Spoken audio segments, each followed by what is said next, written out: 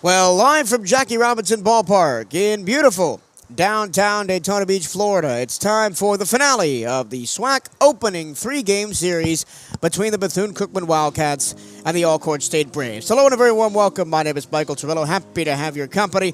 Bryce Wojnowski, free from the duties of statistics, joins me this evening at the desk. And the Wildcats looking for a sweep after a game last night where we thought we might not get a chance to sweep this afternoon, but the offense finally came through in the later innings. Yeah, it's been a little bit of an iffy series, not necessarily back on Friday night because the Wildcats took care of business. But we do forget that they were trailing early in that game as well. Alcorn State, like we said coming in, they've got some bats, they've got some players. You never want to dismiss a program no matter how bad or good their last few years have looked. For Alcorn State, it really comes down to the same mission for the Wildcats. You need to get to the bullpen as quickly as possible, and we know how thin it is. The leash is going to be quite long for the starters, so if you can make them work a little bit, make them pay early, you could be in for a pretty quick afternoon here.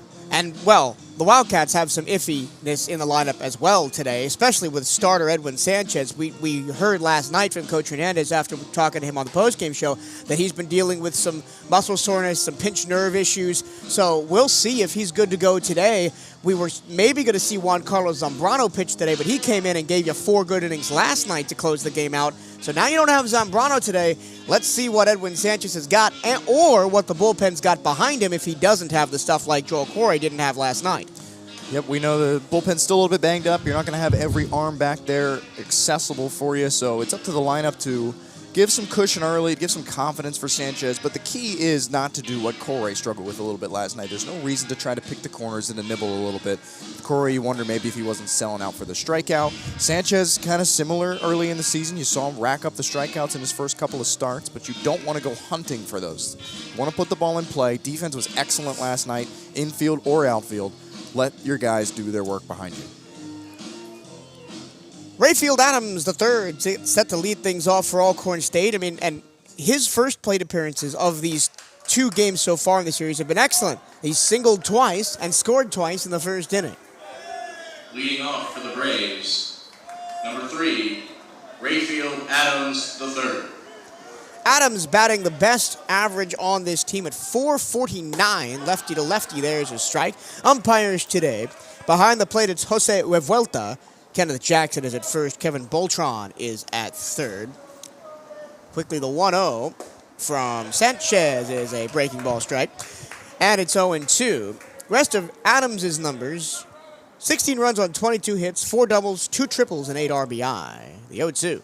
Breaking ball cut on and missed. Well, Edwin Sanchez looks pretty good as he gets a 3-pitch strikeout of Rayfield Adams to begin the game. Yeah, that breaking ball, didn't see a ton of those last night. Zambrano largely went to that fastball for a strikeout pitch, but Alcorn struggling to come up with that one. Just kind of dips away out of the zone. Number 7, Ben Martin. Here's the junior second baseman, Ben Martin. Martin batting .250. First pitch of ball. First ball that Sanchez has thrown. Martin, 9 runs on 13 hits, 4 doubles, a homer, and 12 RBI. There's a strike, and it's 1-1. Edwin Sanchez has been the Sunday starter right the way through the season for the Wildcats. Here's his 1-1, is golfed sky-high foul, third base side. That'll go out of play. Sanchez, for a Sunday starter in a mid-major league, a 2.93 ERA is pretty darn good through 4 starts, 15 innings pitched. Here's the 1-2. Fastball upstairs, 2-2. 15 innings pitched, as I mentioned, for Sanchez. He's given up 8 runs on 15 hits, only 5 earned, so his defense hasn't helped him out a lot. Walked 9, struck out 22, with an opponent batting average of .254. Another foul away from Martin keeps him alive, and he continues the trend of Wildcats starting pitching this season with an impressive strikeout-to-walk ratio. Been efficient, not a guy we thought was going to come in with a ton of strikeout opportunities, similar to Daniel Gaviria last year, but he's made it count. Fastball misses inside, ball 3, and the count runs full on Ben Martin.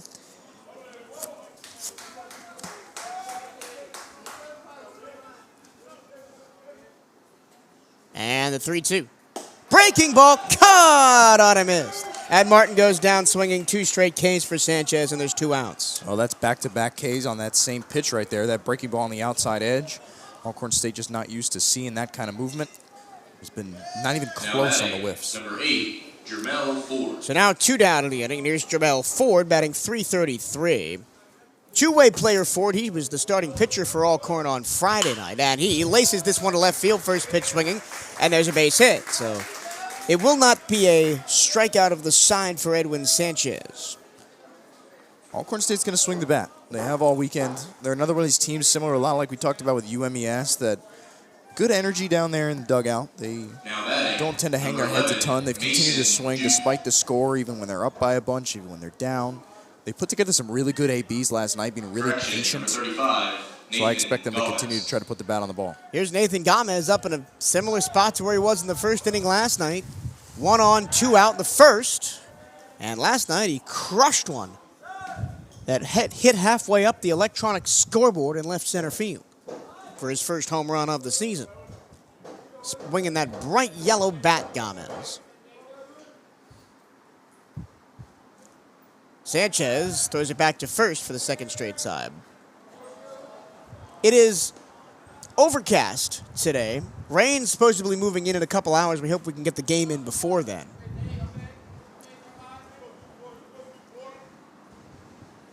Sanchez, for the third time, goes back to first. The wind is, as it was last night, blowing out towards left field, but not as whippy as it was last evening. Last night, it was about 20-mile-an-hour gusts out there. Sanchez, for the fourth time, picks off to first. Today, it's only about 11 to 12-mile-an-hour, gusting to about 15 out towards left field. Still good enough that if you put a charge into one out there, it'll carry on over the wall, kind of like Andrew Martinez's pop fly did last night, just carried all the way out there over the fence. A pitch out. They are really trying to deal with Jamel Ford on first, and I'm going to bring back the philosophy that I talked about last night, Bryce, which is with 2 outs, just get the batter. The 1-0, breaking ball, misses the zone, 2-0. Yeah, that part hurt Alcorn State a fair amount last night, where they focused a lot on the runner, threw it away a couple of times. Just no reason to get cute with it at that point when you've been really dominant to start the inning. For the 5th time in the AB, a pickoff attempt. Don't make me bring up the fact that I want the 3 pickoff rule that MLB has in the college game. It's already in the first inning. It's become a regular game occurrence at this point. 2-0, breaking ball, strike, throw down to second. Not in time, as Jamel Ford has a stolen base, keeps his back foot firmly planted on second. Yeah, we expect a lot of running from these teams out west. Well, Jamel Ford is really the only player on this team to steal bases. He's now 13 of 14 on the year. Nobody else has more than 4 steals on the season for Alcorn State. As a breaking ball outside, 3-1. Outside the pitch out on the first pitch to Gomez, he's thrown all breaking balls to Nathan Gomez. And now he's behind 3-1, Edwin Sanchez, the lefty from Guayama, Puerto Rico. Goes with the breaking ball again and gets a big old cut and miss. Count runs full.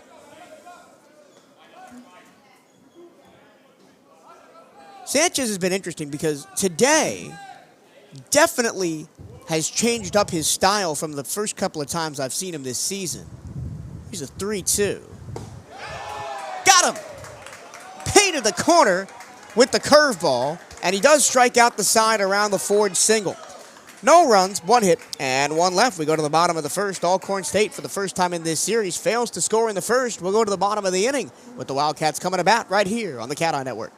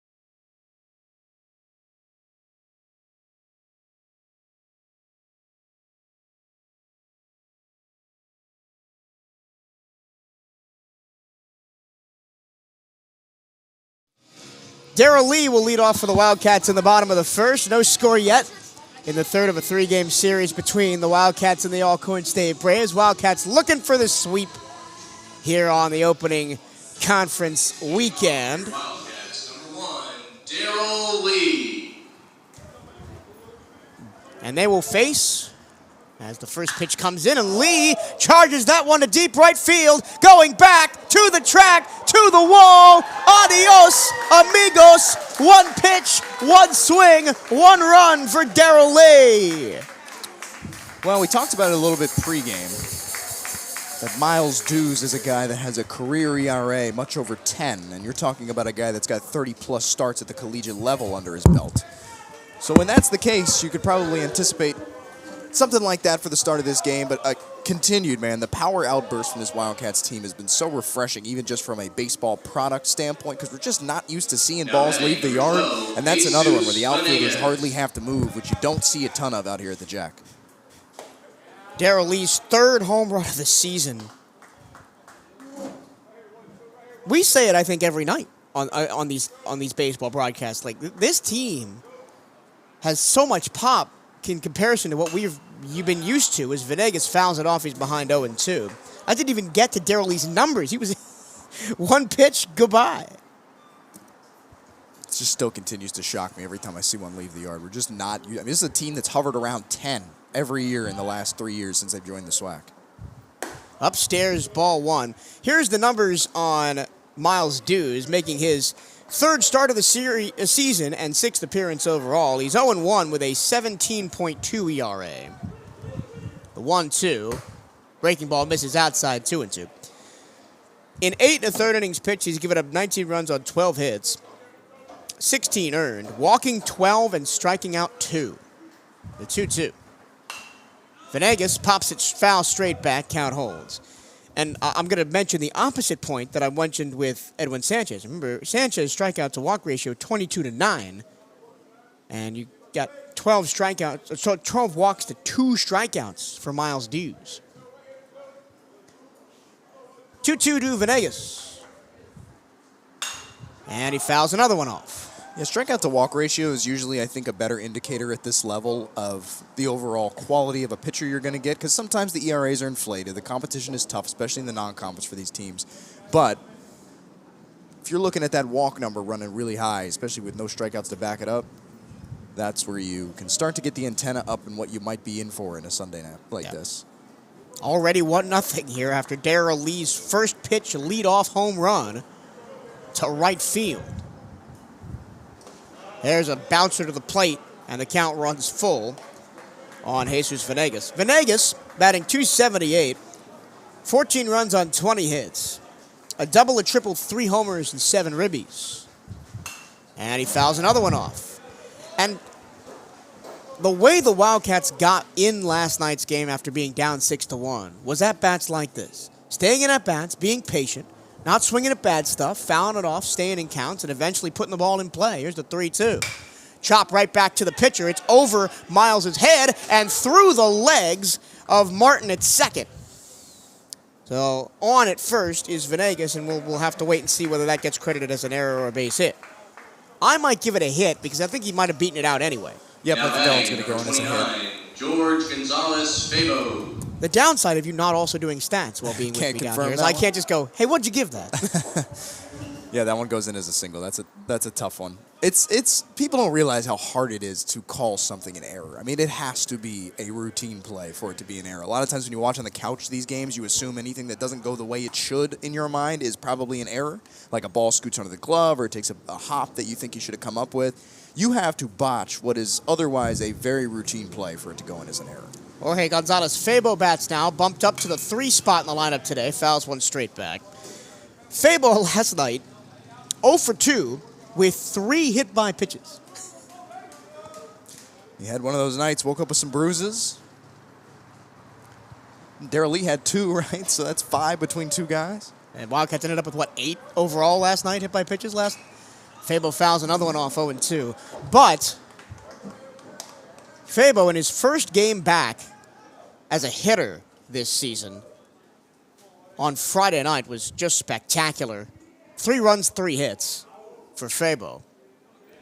He's behind 0-2 with Venegas on first. And we were coming into the year talking to coaching staff in the offseason going, well, Fabo, as just a sophomore, could potentially be the best offensive talent on this team. And, of course, he started the year on the IL.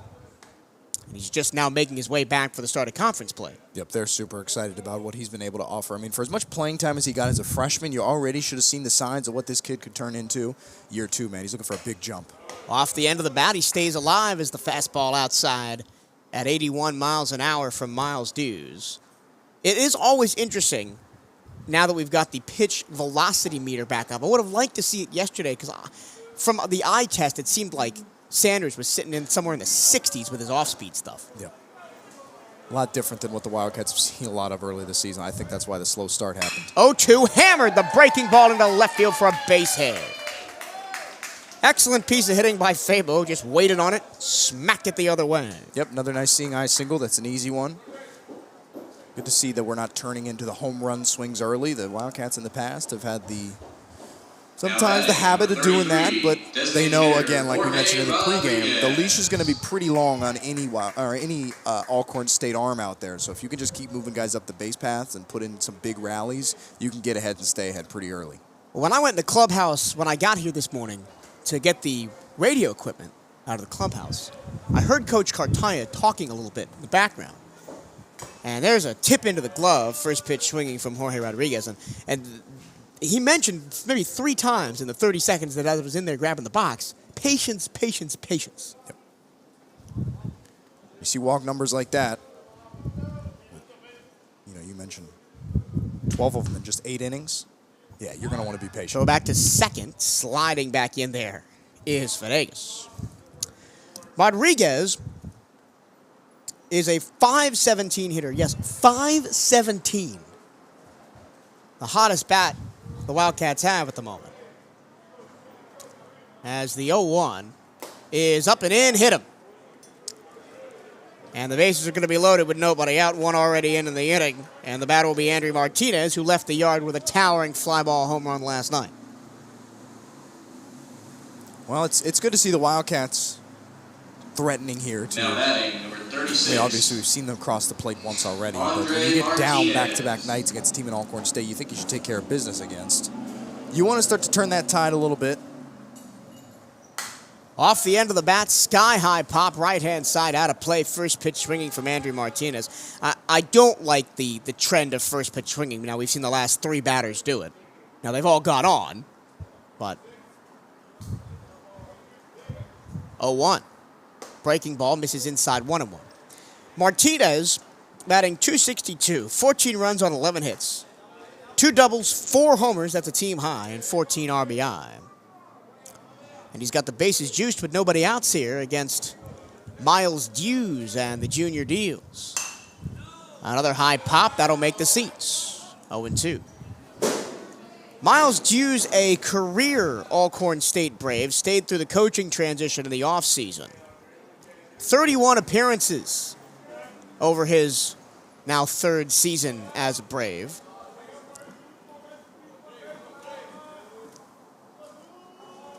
And his 1-2 to Andrew Martinez is spiked to the plate. The ball hops over the catcher.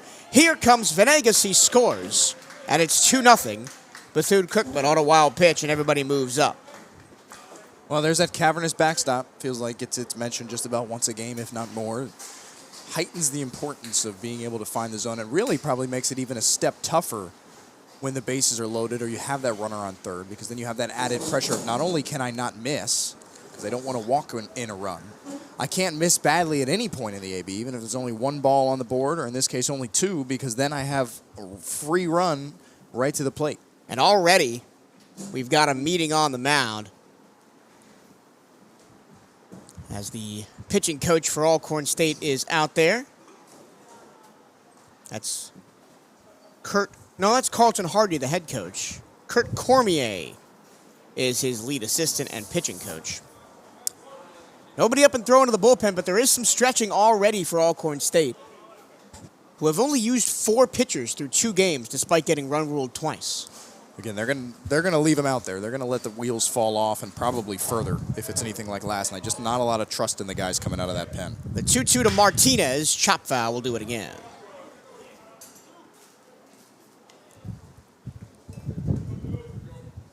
Career numbers for Miles Dews. 31 appearances, 9 starts, 55 innings pitched. He's got a total ERA of 11.22.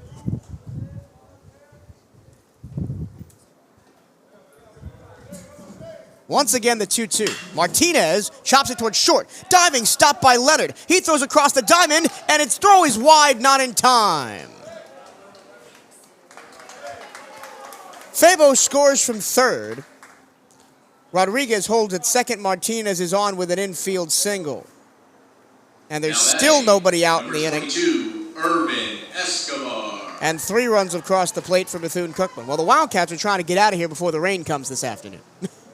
Well, got a long way to go to get to there. I mean, I don't want to bring up UMES a couple of weeks ago, but feels a lot like how that one started. Still nobody out. 3 in the inning. Another almost wild pitch that's corralled by Farmer behind the plate.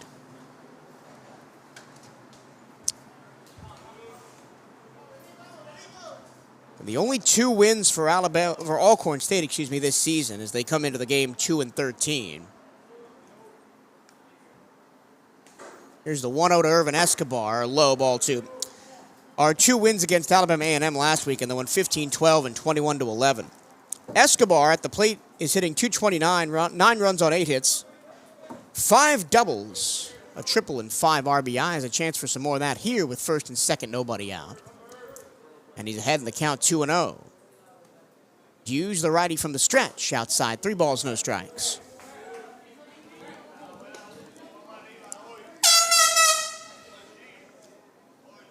Oh, What? Oh, there's a man with an air horn out there. Somebody's got to tell him to not do that. Yep, definitely not during play. Fastball strike at the knees, 3 balls, 1 strike. He's got an air horn and also maybe the fluffiest dog I've ever seen sitting out on the left, out there in left field. Alcorn fan? He's in the white shirt out there. I think he's a Bethune-Cookman fan. Sky-high pop, left field and shallow. Ford moves over, tracking on the move, makes the catch. The runners will advance to second and third. Here's the throw to second, safe. So the first out of the inning is a Irvin Escobar, I guess it's not truly a sac fly because the run didn't come in, but it moves the runners from first and second to second and third. Get the rare advance from first to second. Really, Now batting, number 5, probably should have tried to Rodriguez. go straight to second with that throw. Maybe have a chance on it, but I'm not sure it would have done a whole lot of good. Now here's Michael Rodriguez, who came in and pinch hit a couple times last night for Daniel Figueroa, and he takes Figueroa's spot in the order this afternoon. First pitch right at a lefty, waved at and missed as that breaking ball tailed away from Rodriguez. On the season, Michael Rodriguez, the sophomore, 15 runs on 16 hits. He's batting .262. Here's the 0-1. Outside 1-1. 6 doubles for Rodriguez. Second on the team behind Jorge Rodriguez. This is Michael Rodriguez. 1 homer and 10 ribbies. 1 on, second and third. Already 3 in the inning for the Wildcats with 1 out. Rodriguez turns on it and fouls it down the first base line.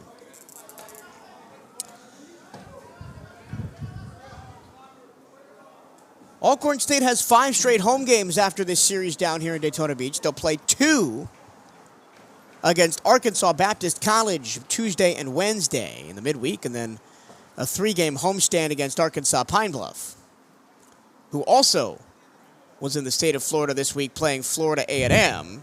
Dropped a doubleheader to the Rattlers. 13-12 the first game, 12-5 the second game, and then 7-6 in the first game on Friday. So that series is over. 1 ball, 2 strikes, the count on Michael Rodriguez. Second and third, 1 out. 3-0 Cats in the bottom of the first. Rodriguez fouls it away, and the count holds 1-2. We have the very large dog out in the bleachers and a very small one behind home plate. Bark at the park day, apparently. Once again, the 1-2 from Dews to Rodriguez. Breaking ball, foul just outside of first.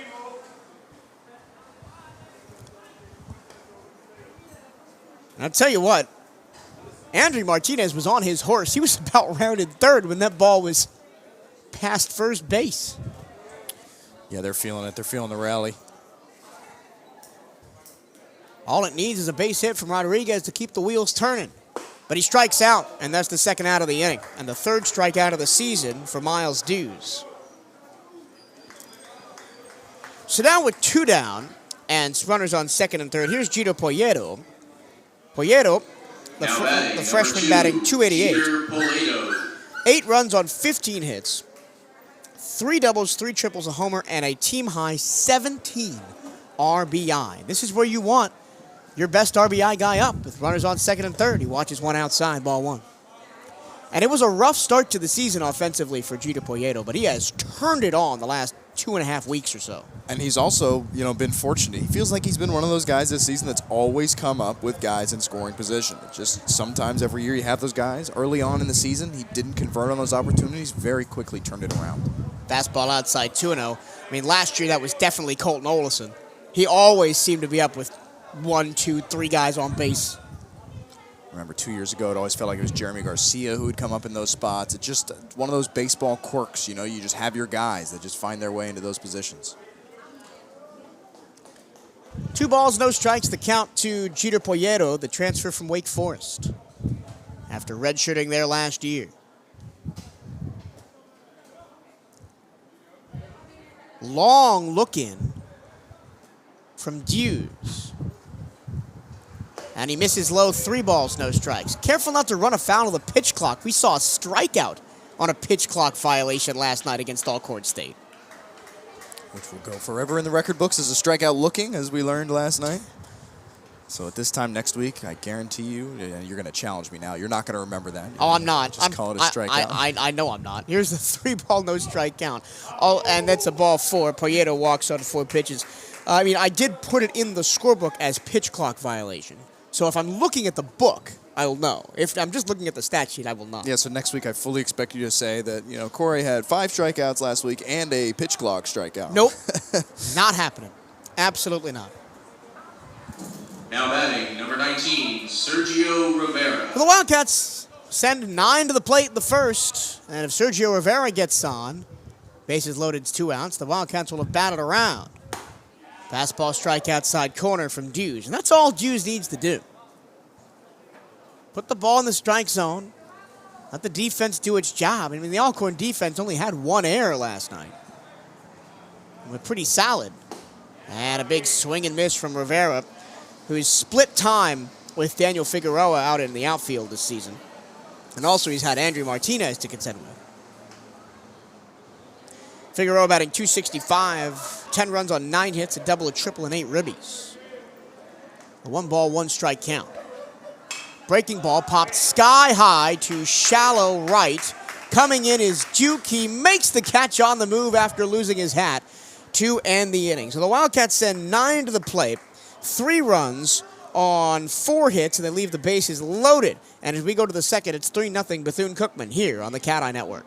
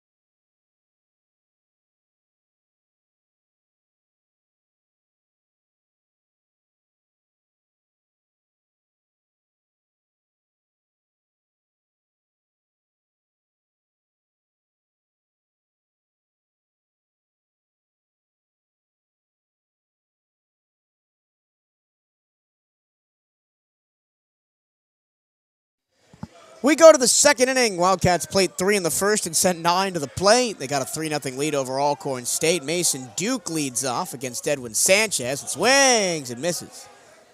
At a slider down and in.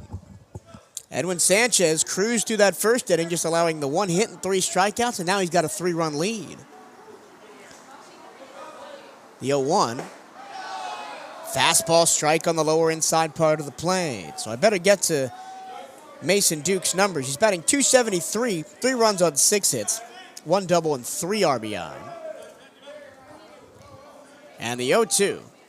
Big swing and miss. The ball is dropped by Escobar behind the plate. He recovers, fires across to Andrew Martinez at first to record the 4th strikeout of the game for Edwin Sanchez. Doesn't look like that pinch nerve's bothering him too much. And it's been pretty consistent. Get ahead in the count, and it makes your job pretty easy from there. It's one thing that Joel Corey did not do. I mean, how many 0-3 counts did we see? Or even when he got guys down in the count, he let them back in to force full or 2-2.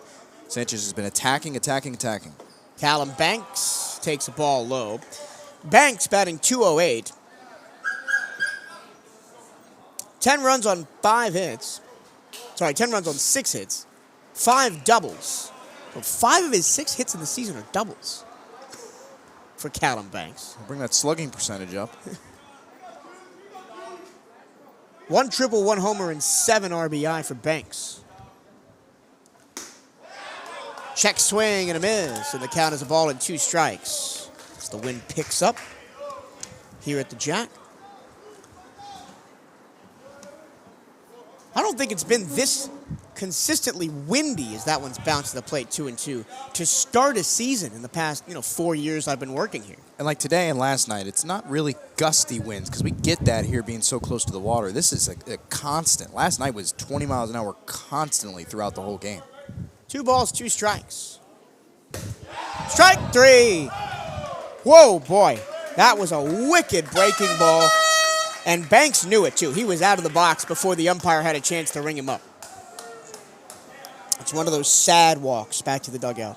And the reality is with a team like Alcorn State is you can very often overpower them, whether that's with breaking stuff or you can do it with the fastball. And Sanchez has been a lot of breaking ball today, and Alcorn State hasn't really been able to give it any kind of ride. Now it's Jeremiah Farmer, the catcher. First pitch low, ball 1. Farmer, the junior, batting .250. 4 runs on 7 hits, 2 doubles, a homer. 2 doubles, 1 RBI, no home runs. The drop-off is pretty precipitous down the Alcorn State line. I mean, you look at the top of the order, you got Rayfield Adams batting .449, Nathan Gomez batting .422. After that, you can get down 208, 159, 111 towards the bottom 3 in the order. Counts 2 balls and a strike.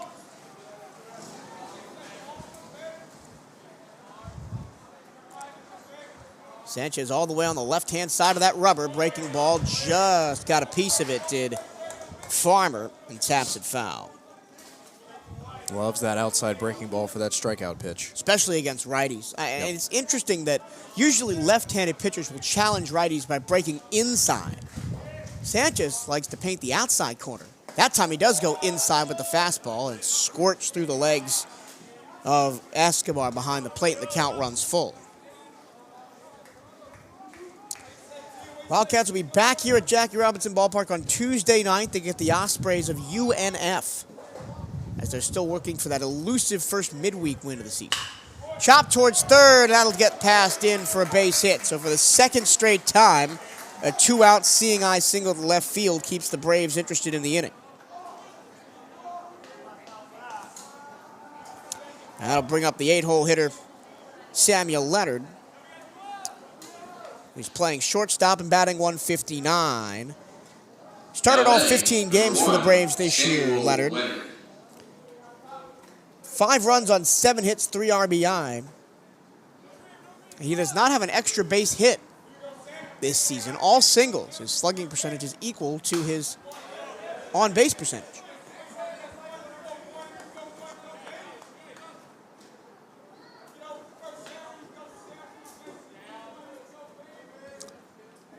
One on, 2 out. And there's a ball, so 1-1.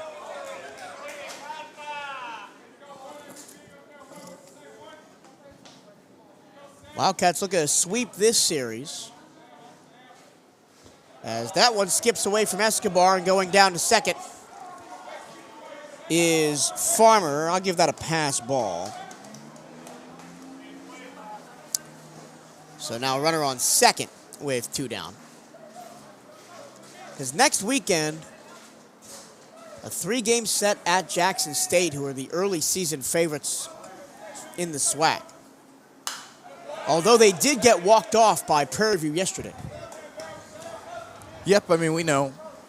We've seen it kind of on the opposite side for the Wildcats as it has been for other SWAC schools. But non-conference doesn't always mean a whole lot.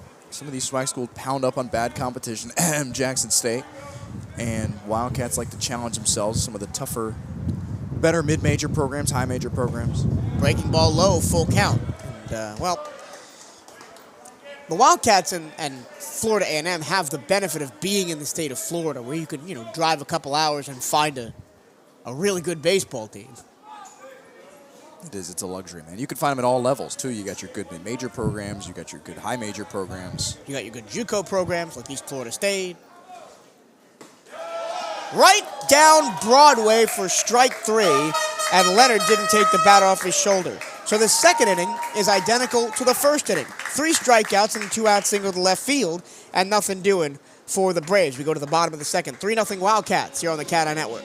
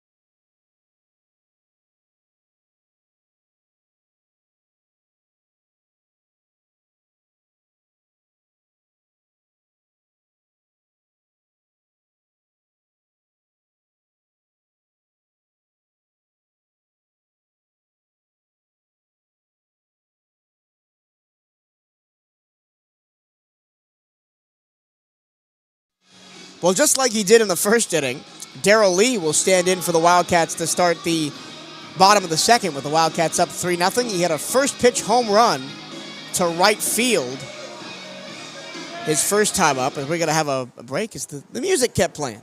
Come on, guys. We got baseball to play here. But Darrell Lee's seen one pitch from Miles Dews, hit it way over the right field wall. Here's the second pitch he sees, and he watches it for a ball low. Now batting number 1, Darrell Lee. Lee with his 3rd home run of the season back in the first, and since he hit that first pitch out, I didn't get a chance to go through his numbers. The pitch is low. So Lee's batting .388.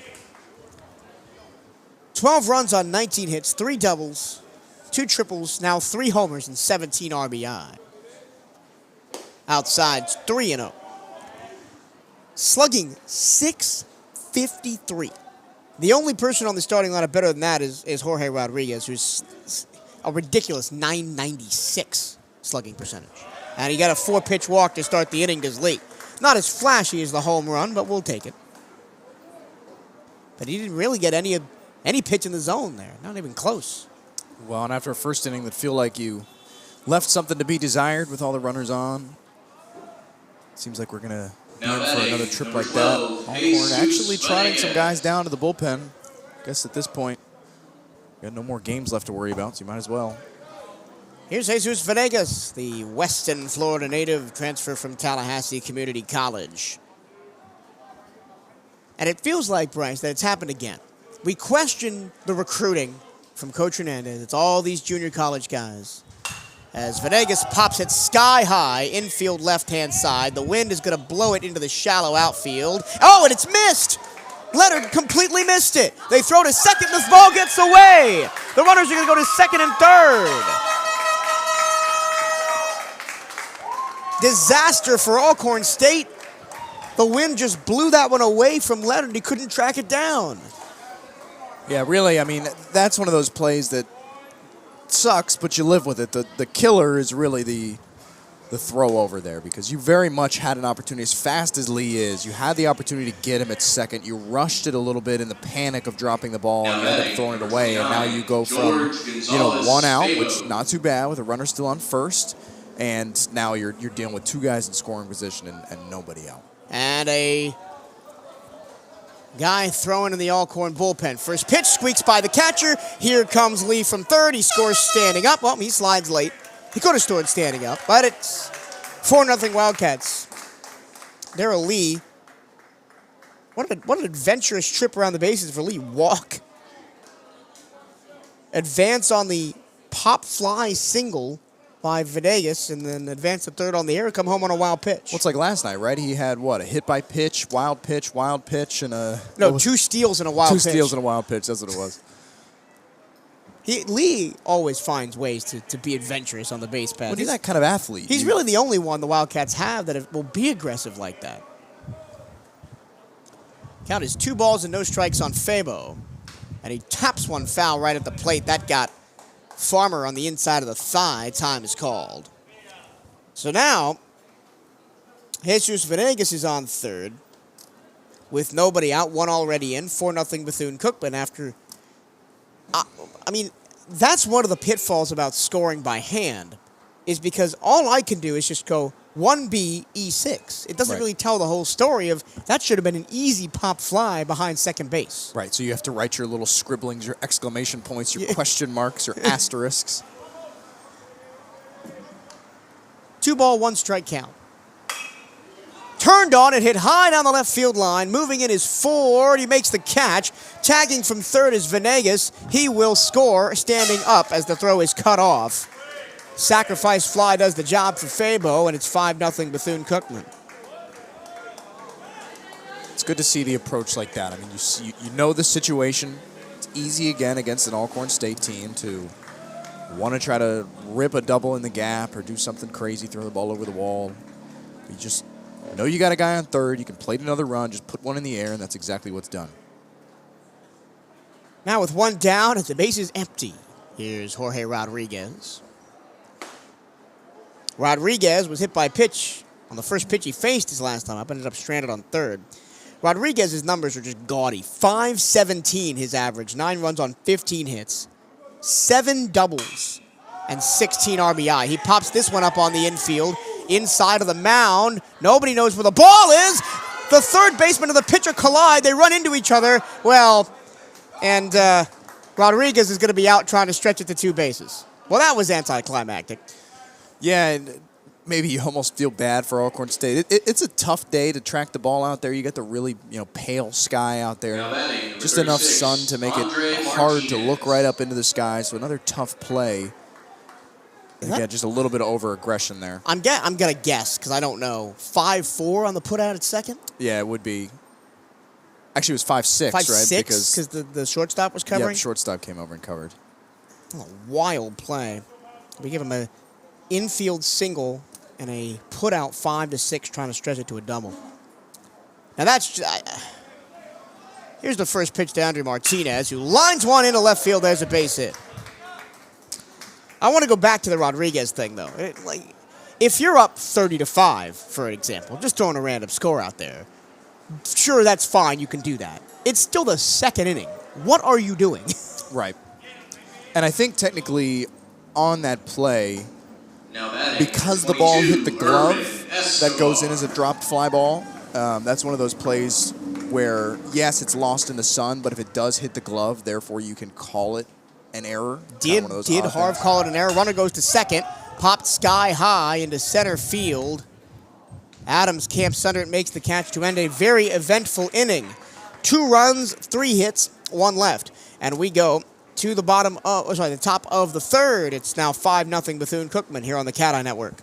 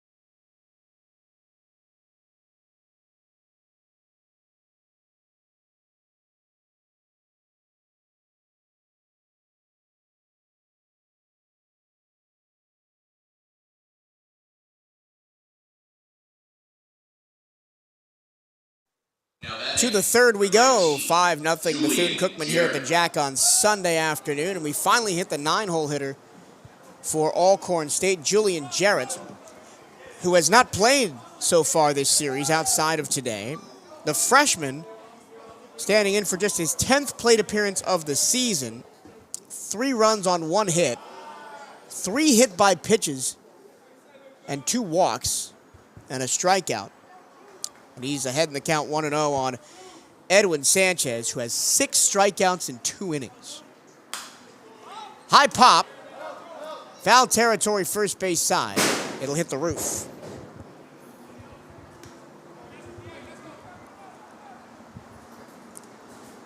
Sanchez, through 2 innings, has been as dominant as we've seen any pitching performance by a Wildcat here in this early season. 6 strikeouts, 2 hits. 1-1. Upstairs, 2-1. But he's let guys get deep in counts. There's been a lot of 2-2s, 3-2s before those strikeouts. No problem with that today. Attacked. Made his job really easy. Upstairs, 3 balls, 1 strike.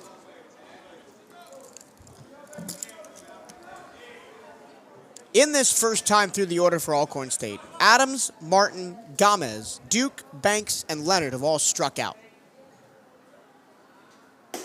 But that time, it's the first walk of the game for Alcorn State as Jarrett is aboard with nobody out.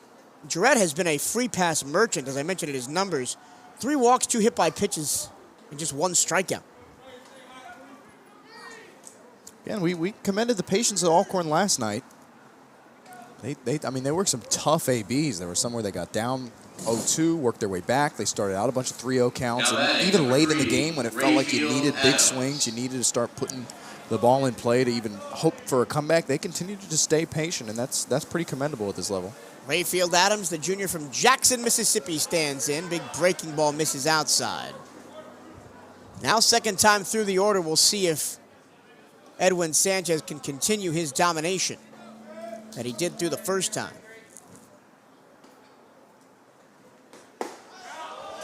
There's a strike at the knees.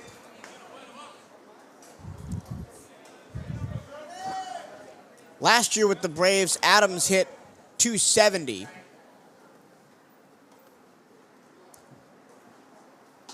Squares to bunt. pulls it back, throw down to second, try and get the stealer, and the ball pops out of the glove of Poyeto. And so a successful stolen base for Jarrett. So a runner on second with nobody out, and the Braves threatening for the first time today. And even, I'm going to say the same thing I said last night, just in reverse. And even though the Wildcats are up 5-0, it doesn't mean anything. For a team like Alcorn State that can hit the ball and can run with anybody. Especially, you know, if you get to that bullpen, because we know it's still pretty shallow. Line to left field off the end of the bat past the glove of Fabo. And there's a base hit that will put runners on the corners with nobody out. So now let's see how Sanchez deals with some real pressure. All three of the base hits for Alcorn State have been lefties pushing the ball down the left field line. Adams has done it, Ford has done it, and Jeremiah Farmer's done it. Runners on the corners, nobody out here in this third. Wildcats up 5-0. And also for the Wildcats, a reminder that you can't stop pushing at the plate. You got to keep hitting the ball, got to keep trying to get those runs in. Because this very well could end up being like one of those games that Alcorn played against Alabama A&M last week, your 15-10s or 21-11s. Sunday games in this conference are like that sometimes. Sunday games anywhere can kind of be like that. They extend past the limits of what we know as the game of baseball. You got guys that are free swinging because they're done with the weekend. You got guys who are the opposite because they're tired from the weekend. You're end of the line, bullpen and rotation. Ben Martin skies this one to left. Tracking and making the catch over his head is Rodriguez. Scoring from third is Jarrett. And it's 5-1. Alcorn State is on the board. Nice catch by Rodriguez out there. Kind of misjudged a little bit. The wind pushed it over his head, but he made the correction, made the catch over his head. Yeah, it's one of those plays where you kind of play yourself into having to make a highlight play just to come up with that. He kind of took the step in, immediately realized it was tracking the opposite side. I think he's fortunate there. It was on his glove hand side. If he had to go across, I'm not sure he's able to make that play. Here's Jermel Ford. He had a single his first time up to the left-hand side. Every piece of contact that's been in play from Alcorn State has gone to the left side.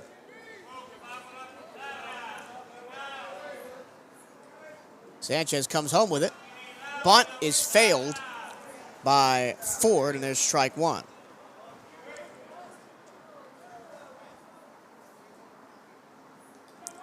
Fabo playing with his toes on the infield grass, potentially dealing with a bunt here from Jermel Ford, who singled his first time up. Breaking ball. Did he go? No. And it's a ball and a strike. This inning specifically, Sanchez has lost the attacking the strike zone of the mentality or command that he had in the first two innings. Has allowed some counts to get away from him, and that's why the Braves are now on the board.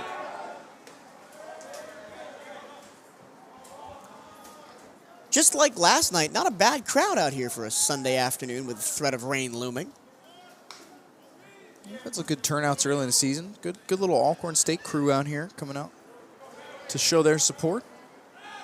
Big cut and miss on the changeup. And Ford is behind at the count 1-2.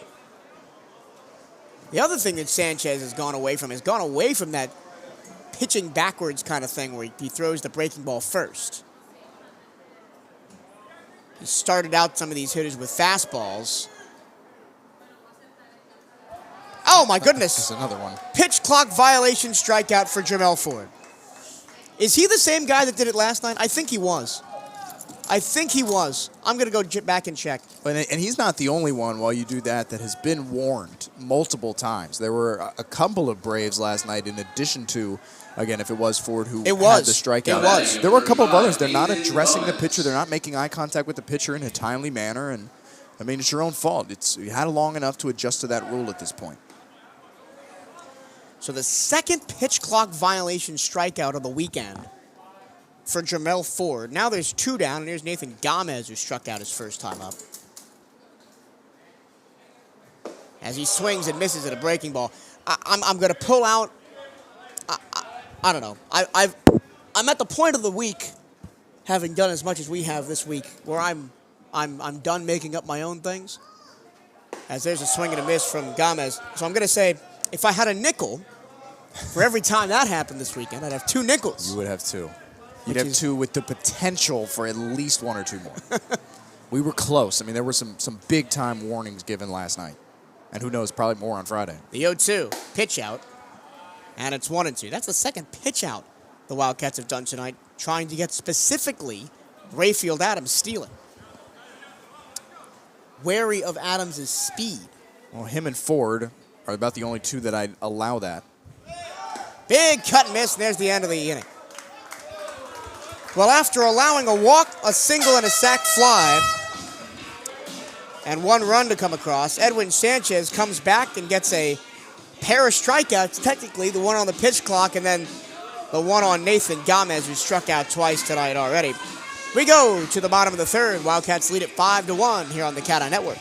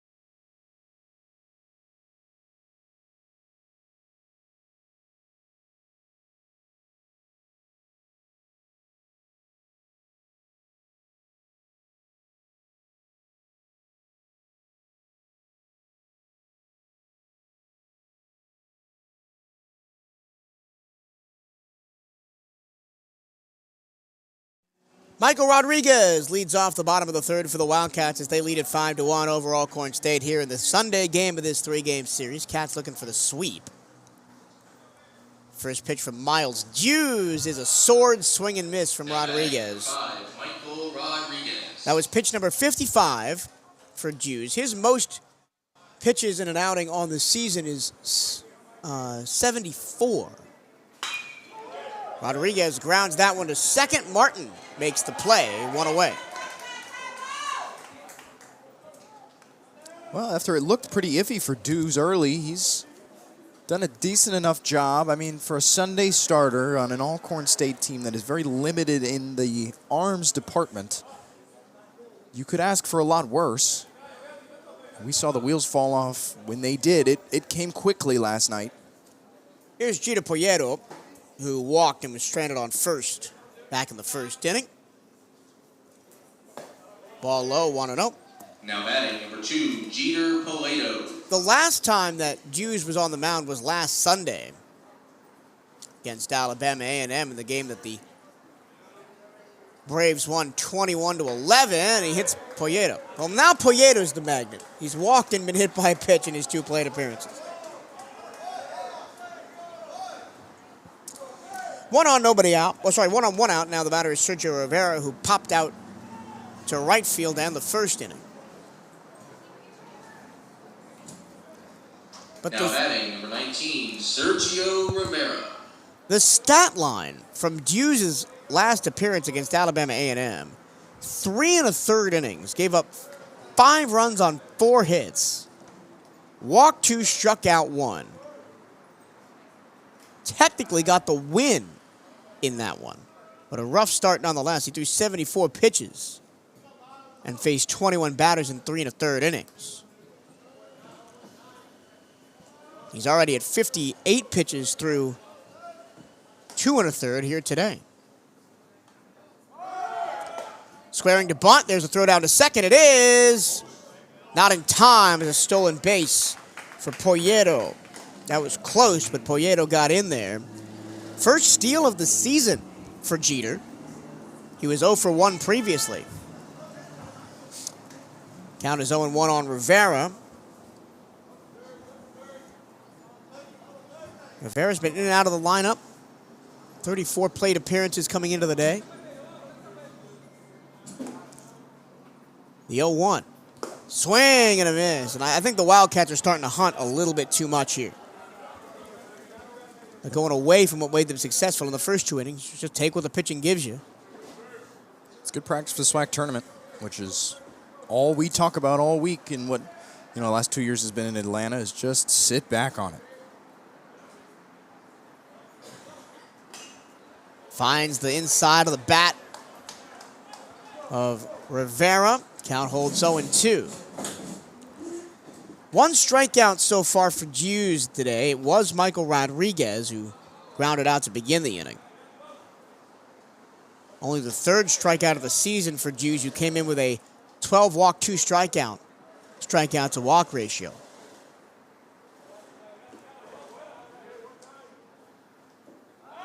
Throw back to second, almost goes into center field. Great job by Martin at second to grab that one.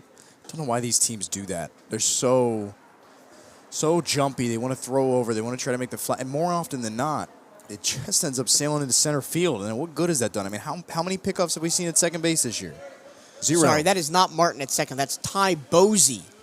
Already a substitution has come out for Alcorn State. The pitch is low. 1 ball, 2 strikes to Rivera. Looking at the live stats to see if there's any other changes. There is not. So Bosey at second, replacing Martin.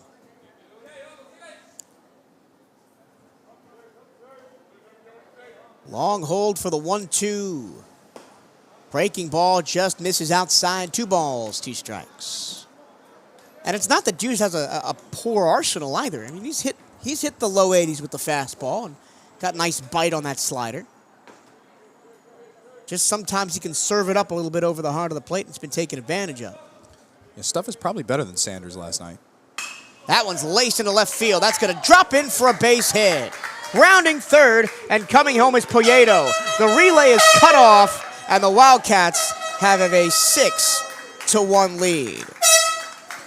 Well, that was a kind of a weird decision down there at third by Poyeto. He kind of took a stutter step, and if it was a better throw from left, I'm not sure he makes it out there to cross the plate. I'm going to give that a single and an advance on the throw. So an RBI for Rivera. Someone looking for some consistency, right, off the bench. Sergio Rivera. He was the everyday starter last year in right field.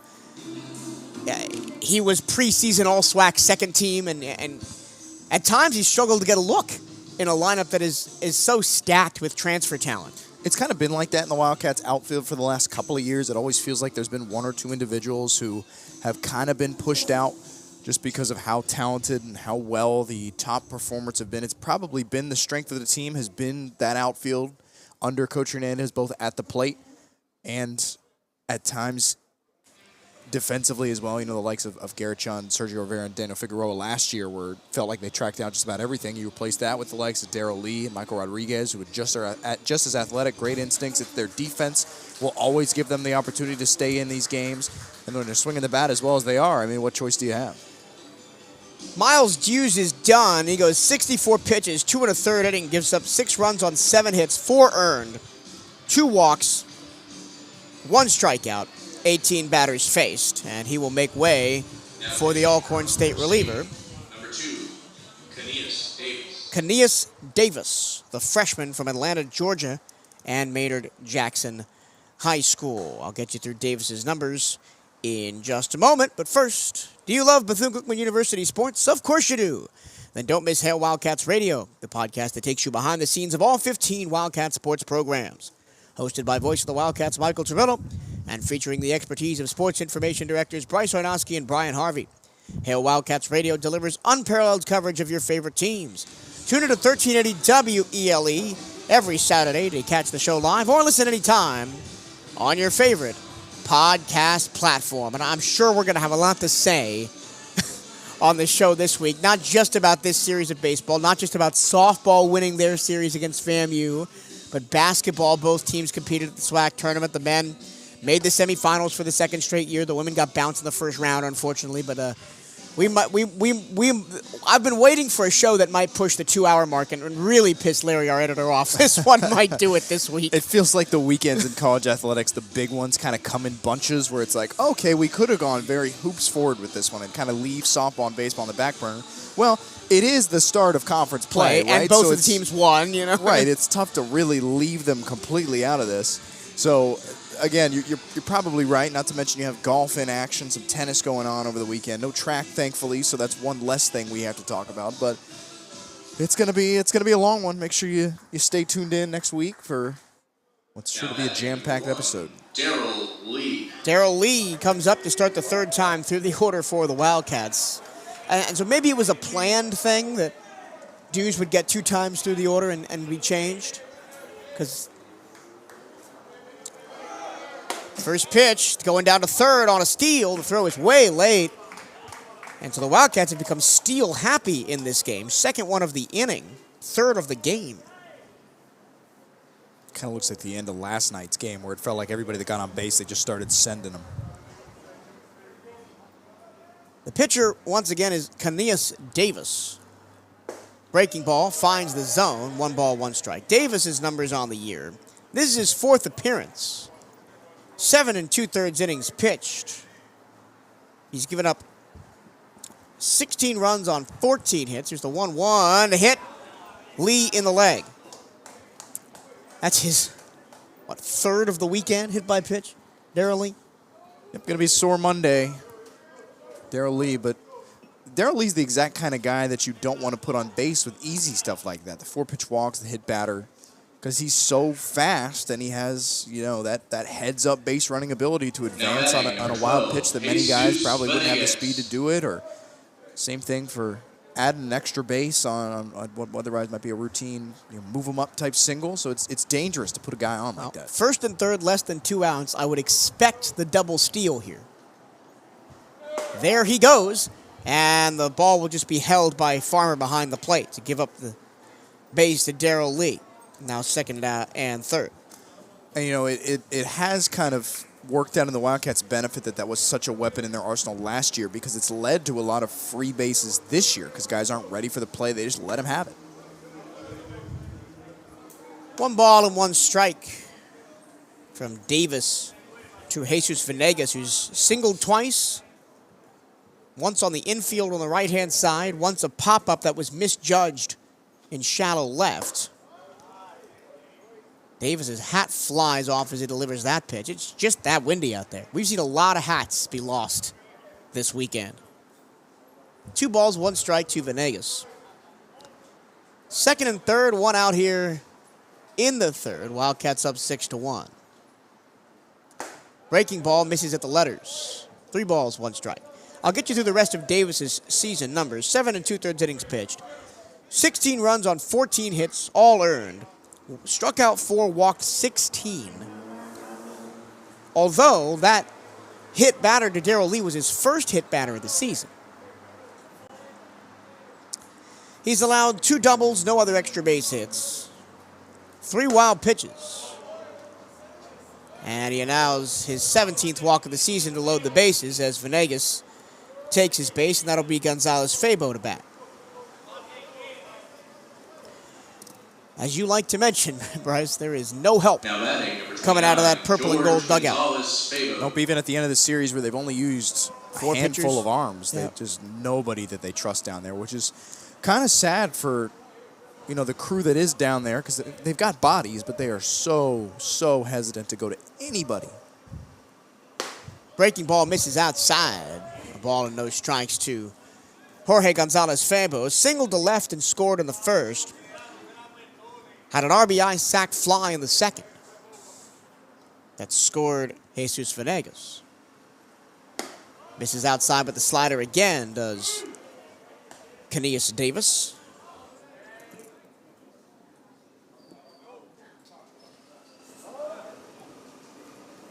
And we're going to have time called, and out comes Carlton Hardy.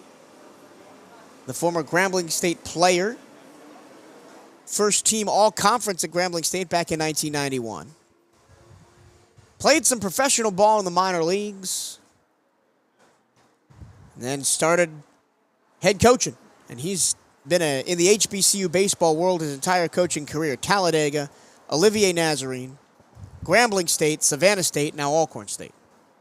Anybody who'd take the Alcorn State job, I give a ton of credit to. It's not that different from UMES. Probably harder, definitely harder to recruit to than UMES.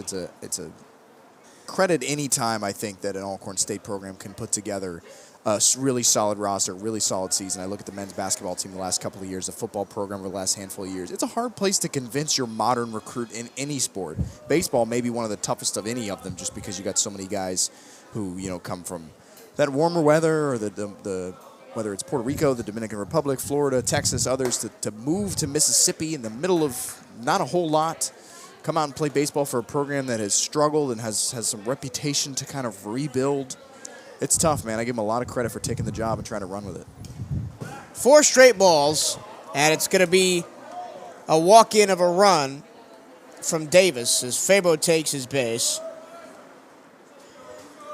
Rivera walks in from third. Lee goes to third. Venegas to second. Fabo on with a walk. So since Davis has come on, hit by pitch, walk, walk.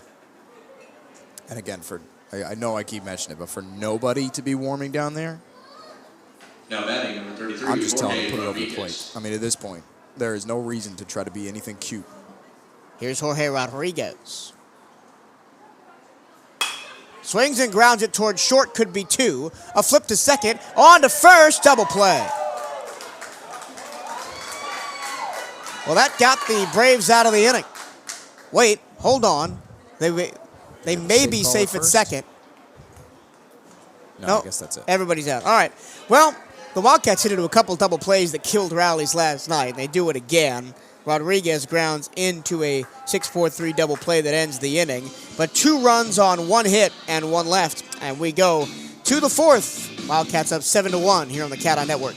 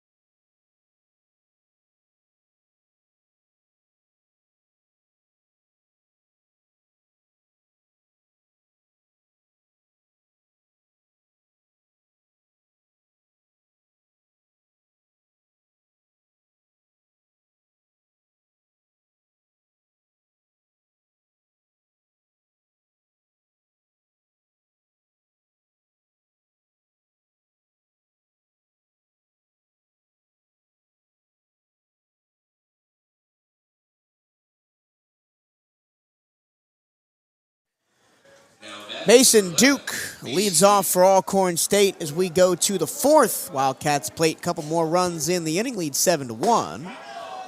First pitch, a strike from Edwin Sanchez. 8 strikeouts in 3 innings for Edwin Sanchez. From a guy we didn't think that we were going to get a whole lot at this year. And who came in today who we were thinking, he might be hurt, he might not have it. I mean, he has had it and then some. His only issue was he gave up the walk, the single, and the sac fly. But other than that, he's been solid. But again, only through 3 innings. Still a lot of time left in this one. Soft tapper towards the first base bag. Covering is Sanchez. He dropped the ball. And Duke's going to be in the first base. Tough play. Bang, bang. Quick developing play. Think he might have beat him out even if he makes the Yep. Makes the grab over there at first. It's credit to the speed down there. Mason Duke, of course, the one of the guys you'd expect to steal a lot, but he's only attempted one all season. It's also like we talk about this with the SWAC West a lot when we get to tournament time, and it's consistent across the SWAC, because a lot of times when you don't have the benefit of recruiting the most skilled players in the country, you recruit athletes and try to teach the rest of them. And Alcorn State is no exception. Got a lot of guys with a lot of speed out there. I think that's what we've seen. Their defense has been solid for much of this series. Big cut and miss and an upstairs fastball for Callum Banks. He struck out looking his first time up. So for the second straight inning, a runner on with nobody out for Alcorn. They were able to convert it in the last inning into one run as Julian Jarrett came in on a sac fly. Foul ball, 0-2.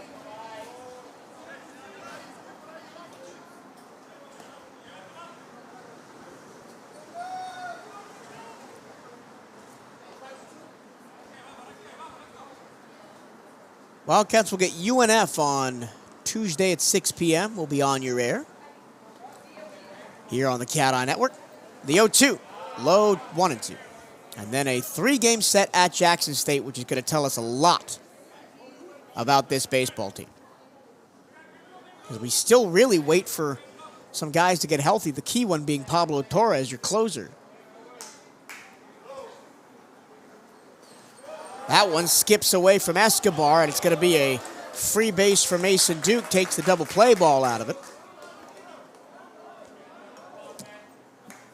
Called a wild pitch from upstairs, so I'll go with that. And then Cal Banks has a 2-2 count.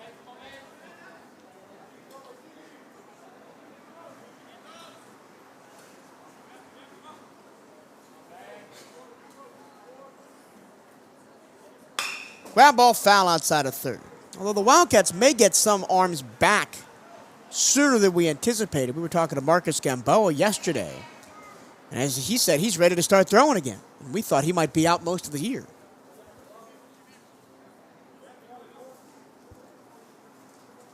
A ball has escaped onto the field. Gotta wait for that to be rectified.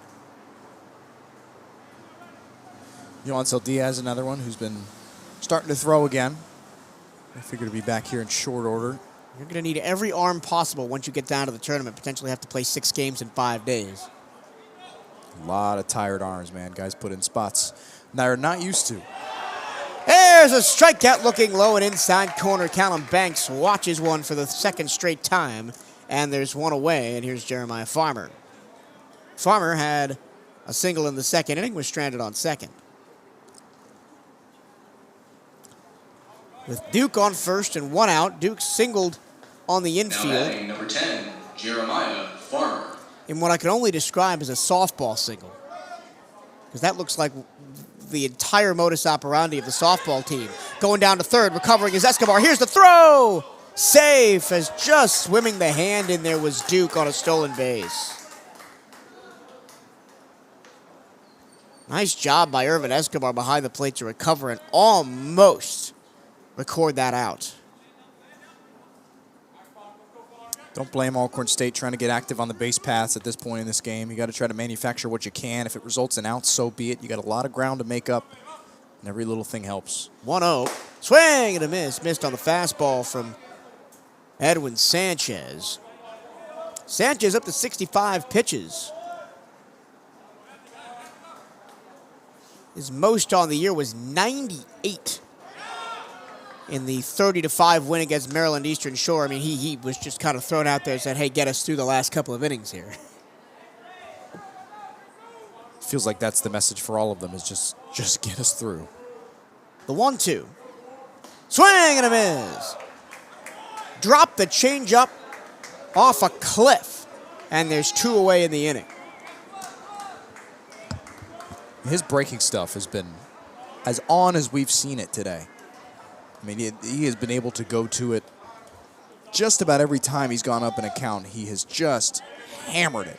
Now Guys, especially when it's been down in the zone, Jose. it doesn't feel like they've been close. Here's Ty Bosey.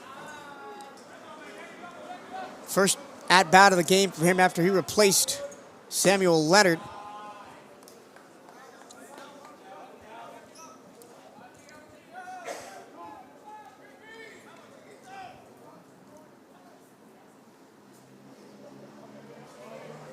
The 1-0.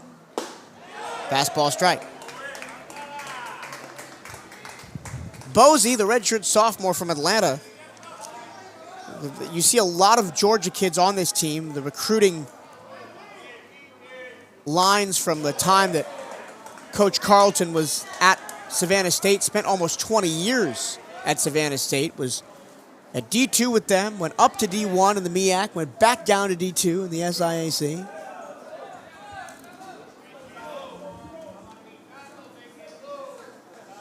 The 1-2. Fouled away, we'll do it again.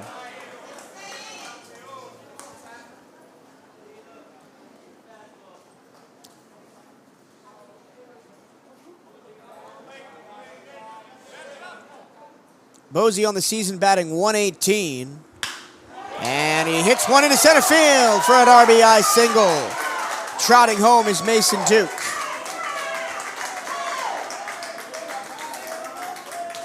And it's 7-2. Nice piece of hitting there. Probably the most solid contact we've seen all day. Sanchez leaves it pretty middle. There's enough pace on it, sent back the other way.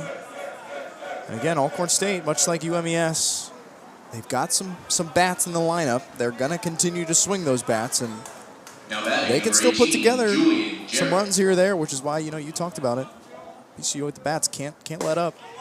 Fastball strike to Julian Jarrett, who before just now had scored the only run of the game for Alcorn State. Walked in the third, came in on a single to move him over and a sac fly to get him in. The 0-1 off the end of the bat foul, and it's 0-2.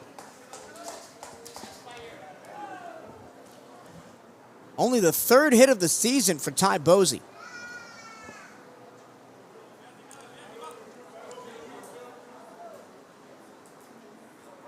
Sanchez stares him down. The 0-2 upstairs.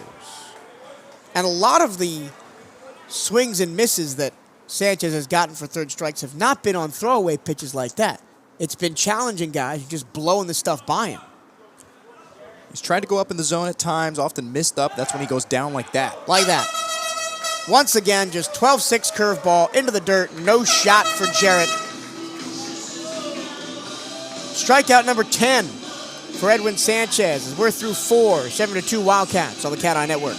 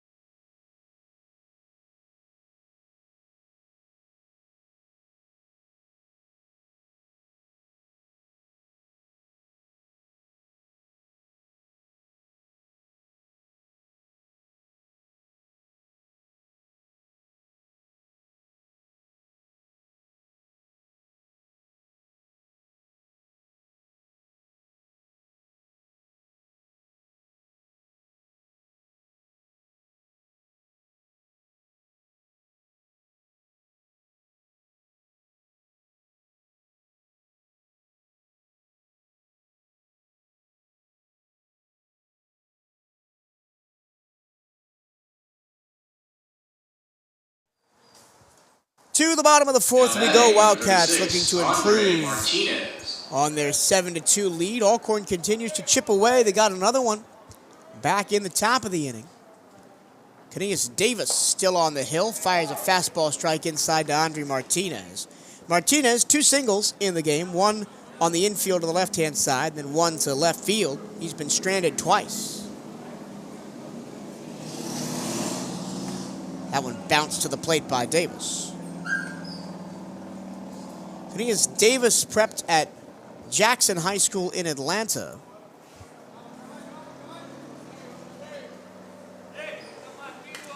Tap foul off a slider. And the count is 1-2 on Martinez.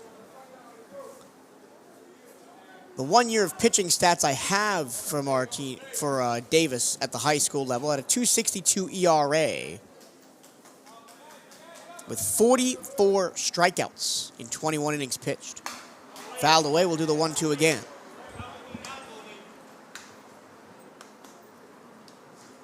Cornelius Davis originally committed to Savannah State, followed the coach over here to Alcorn. I wouldn't be surprised if a lot of the Atlanta guys that are on this team did that. 2 balls, 2 strikes now. That's the new thing in college, right? You're committed more to a coach than a program, and if the coach leaves, it's very likely you'll follow him. Yeah, it doesn't matter how big that is either. I mean, the coach for these kids is a lot of times much bigger than any logo. Slow grounder towards third, bobbled out there by Jarrett, and it's going to be an error that allows the leadoff man, Andrew Martinez, to get on. Third error of the game for Alcorn State.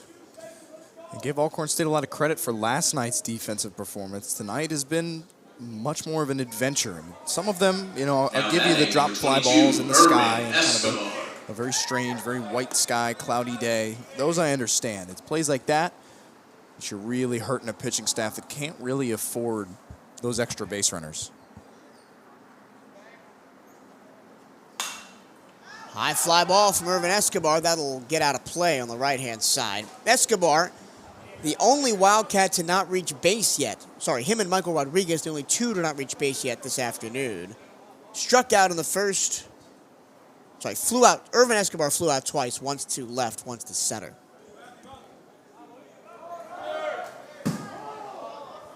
Hit the bat on the knob as it went through. Stealing was Martinez. Didn't matter, he'll have to trot back to first.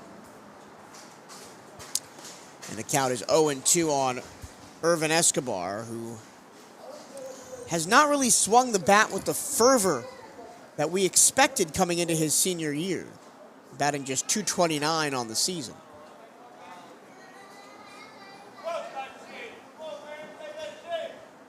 But 5 of his 8 hits are doubles. So when he is making contact, it's big. And they will go back to first to check on Martinez. And I wonder how much that really plays into the psyche of a guy on first base if they keep checking on you, keep checking on you, keep checking on you. Like that. I just throws over like that with how quick and violent the movement is. I just don't understand the payoff for Alcorn State. This is a guy in Martinez that's not going to steal. Fastball up and in. This is some big zip on that fastball for Davis, up near 90 miles an hour. Definitely a different look than much of the slow, deceptive type guys we've seen for just about the whole weekend. Again, it hasn't been the worst out there. Off the end of the bat, foul, and that'll make the seats again on the first base side. And Andrew Martinez, who was taken off with the pitch, has to retreat back to first. The count holds 1-2. In perfect game lists Cornelius Davis as a top 500 national prospect. I always question those perfect game ratings as someone who writes a lot of athlete bios. Breaking ball misses outside, 2-2. Some of these guys are just so obscure in where they come from, what they've done. Statistics are obviously very hard to manage for these guys. There's not guys scouting them every day. It's tough to make these rankings. He was hitting, touching 90 on the fastball velo back in high school. He's got the velocities, the command that really makes the difference at the college level. And we've seen that over the years covering the SWAC, right? I mean, you can throw in the 90s all you want. If you can't find the strike zone, it doesn't matter. Here's a 3-2 to Escobar. Escobar pops it foul straight back, and we'll do the full count again.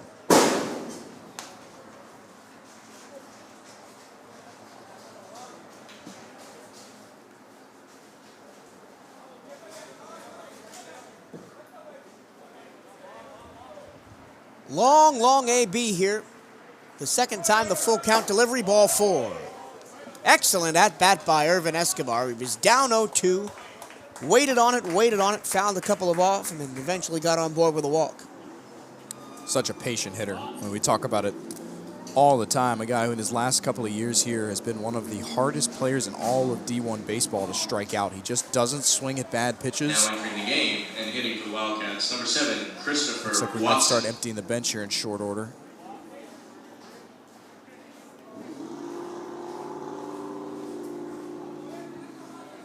Christopher Watson will bat in the 7 spot for Michael Rodriguez, who was 0 for 2 on the night. 2 on, nobody out for Watson. The junior from Ridgeland, Mississippi. Squares to bunt and has to duck as the pitch goes over his head. Started at Meridian Community College. And I'm sure being from Mississippi, Watson knows Alcorn State. Maybe got a look from him early on in the recruiting process. Fouls went off, 1 ball, 1 strike. Watson on the season, just 8 at-bats, 3 runs on 4 hits with 4 RBI, 2 walks, no strikeouts. Sorry, 1 strikeout. Batting an even .500.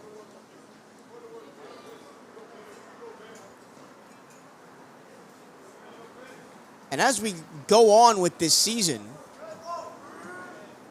the importance of games like these, get depth pieces like Watson some game action, is really important because they could be up in a tough spot later in the season. Here's the 1-1 from Davis. Breaking ball, swing, but he hit him on the shoulder, so it doesn't matter. It's called a foul ball, 1 ball, 2 strikes. I'm guessing Watson thought that was going to break into the zone, and it just didn't. Yeah, it's one of those things in baseball. The old swing on the hit by pitch, it's never as bad as it always looks because you're right, it's always more of an anticipatory thing. The 1-2. Davis challenged him with the fastball but missed outside and low.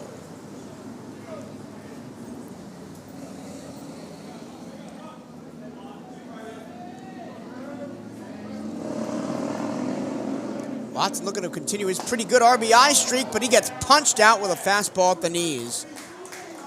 First strikeout for Davis since he came in middle of last inning. Now there's 1 away. The batter is Gito Poyeto.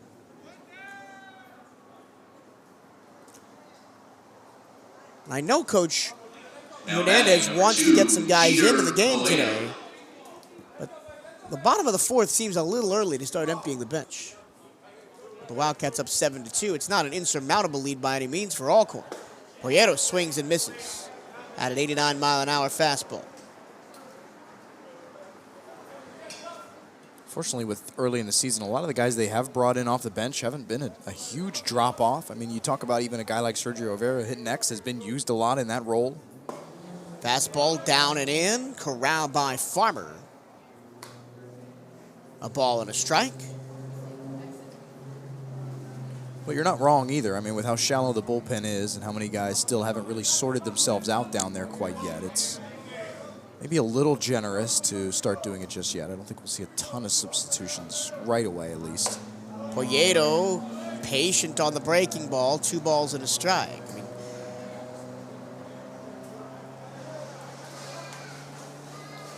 if you even think about the arms that the Wildcats have in the pen, guys like Aaron Schaefer come to mind.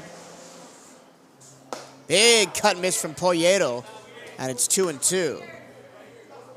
Davis, probably the liveliest arm I've seen from Alcorn State so far this weekend.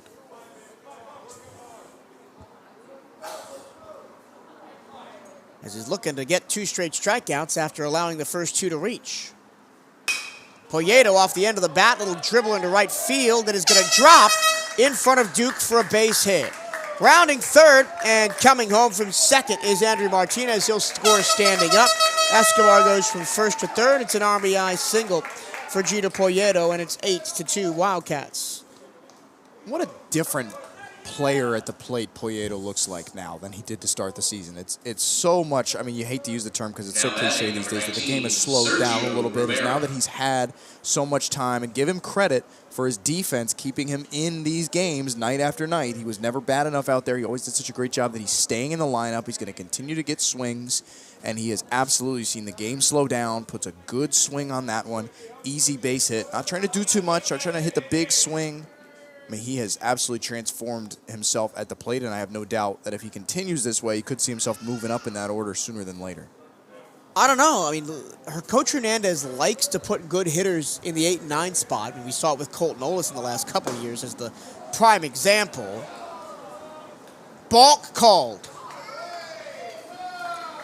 And that's going to allow Irvin Escobar to score from third. Wow. I didn't see it. But the home plate umpire, Jose Revuelta, was very clear. So it's 9-2. Bethune-Cookman as Escobar comes in on the block. Tito Poyeto goes from first to second. Still one out in the inning for Sergio Rivera, who's 1 for 2 tonight. Singled and scored in the third. Popped out to shallow right in the first.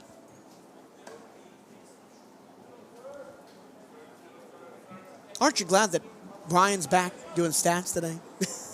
Immensely. I don't think everybody understands. Like, I don't even get to watch a ton of the game when I have the stats down here because I'm doing so many different things, trying to make so many different things work together that I glimpse like a second of every pitch that's thrown. Now I finally get to watch a little bit.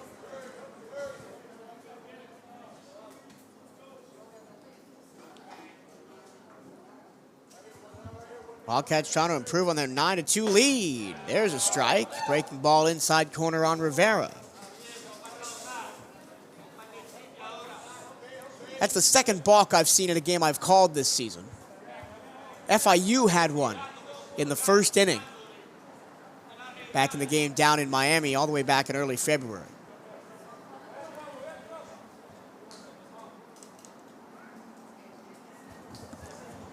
We've seen some crazy ways to score from third over the past couple years. I'm thinking about the Alabama A&M series last year. Here's the 1-2.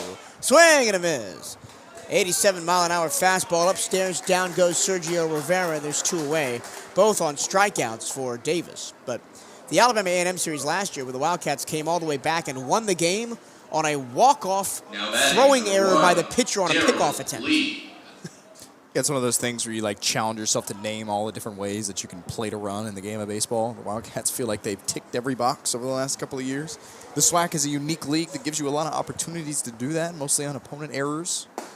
Breaking ball strike catches the bottom of the zone against Darrell Lee. Lee is 2 for 2 with a hit by pitch and 2 runs scored. Homered on the first pitch he saw back in the top of the first, or bottom of the first, excuse me, then walked and scored in the second. Came home on a wild pitch. The 0-1, outside on the fastball. And then in the third, was hit by a pitch, stole second, advanced to third, and was stranded there after the double play. Hit into by Jorge Rodriguez.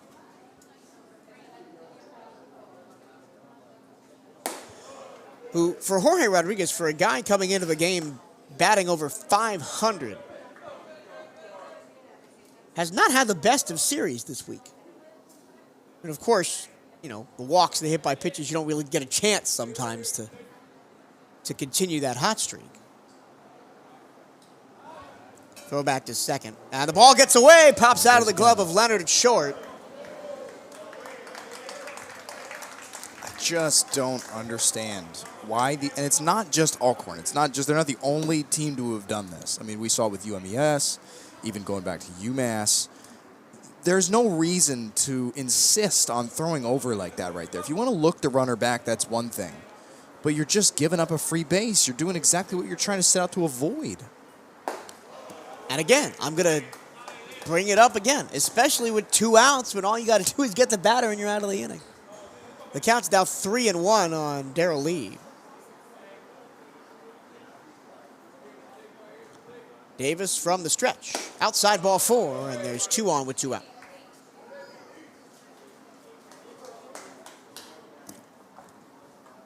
Since Davis has come into the game, 1 out into the third, he's thrown 46 pitches, given up 2 runs on 1 hit, walking Now batting 4 number 12, and striking out Jesus 2, although Venegas. there's been 2 errors behind him that haven't helped. Just when you're already shallow back there, it can be tough. I mean, just can't give up an extra base runner, extra bases. Make no mistake, they've hurt themselves plenty, but when the defense behind you can't take care of routine plays, it makes your life so much harder, especially when, again, still nobody up in that pen for Alcorn, and maybe there shouldn't be. I mean, he's settled in, again, decently for Alcorn. High pop, straight back out of play by Jesus Venegas. Venegas singled on the infield twice, once in the first to the right-hand side, and then popped up on the infield in the second to the left-hand side, was just misjudged in the wind by Leonard at short. He's also scored twice and walked in the third, and then was stranded on second in that third inning. Now that's a real baffler, the check on first of Lee with runners on the corners, because if that one gets you away, you surrender a run. If you want to do it once, fine. If you continue to do it, it really is, what are we doing? Lee will go to second. No throw. Pitches a ball upstairs. And Lee's got his second steal of the night. Or afternoon, I should say, both on those freebies with runners on the corners. That one is golfed. High and deep to left, and fair! Adios, amigos, as it hits the top of the batting cages. That's another one. I just completely lost it in the sky, waiting for it to come down. It smacks off the top of the batting cage, and it's a home run for Jesus Venegas, a 3-run shot, and it's 12, to 2. Oh, boy, that one was one of the, you talk about, we've seen some of the furthest home runs this year that we've seen in the last recent for the Wildcats. That might have been the highest hit home run that I've seen here in a long time. Took forever to come down, lands right behind the DME deliver sign out there in left field. It stays up there. I mean, what? And the I mean, Wildcats that might have everything. been one of the shortest home runs we've seen in this park. Right. It just hung up there forever and came straight down. Just a towering George shot. Gonzalez, The power, I cannot overstate how shocking, despite Coach Hernandez, telling us preseason, the power explosion has been for this BCU team. It has been one of the, probably in the last 10 years or so, best starts in that category this program has seen. This is a hard ballpark to hit home runs. Fastball, strike 3 looking as Fabo goes down. So 3 strikeouts in the inning for Davis, but unfortunately 2 errors.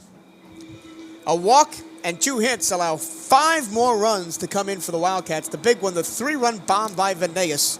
And after 4 innings of play, it's 12-2 Wildcats here on the CatEye Network.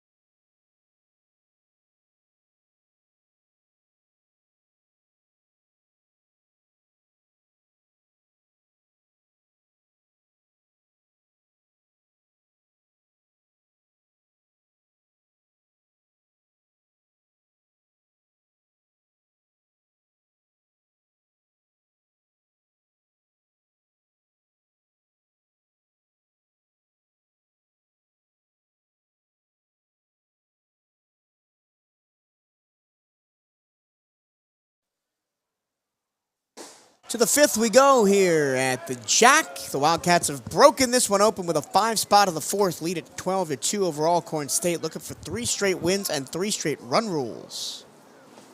Big cut and miss by Adams, and he's behind 0-2 to Edwin Sanchez, who's up to 78 pitches, and still nobody up and throwing in the Wildcat bullpen. He has just been allowed to ride and cruise through this one. Breaking ball didn't catch the outside corner, 1-2. Some defensive changes for the Wildcats. We have Reynaldo Plasencia now playing first base for Andre Martinez. Josh Rodriguez at second for Jesus Venegas. And Christian Watson in left for Michael Rodriguez. Fans, just a reminder that there is no artificial noisemakers allowed in the ballpark. Thank you.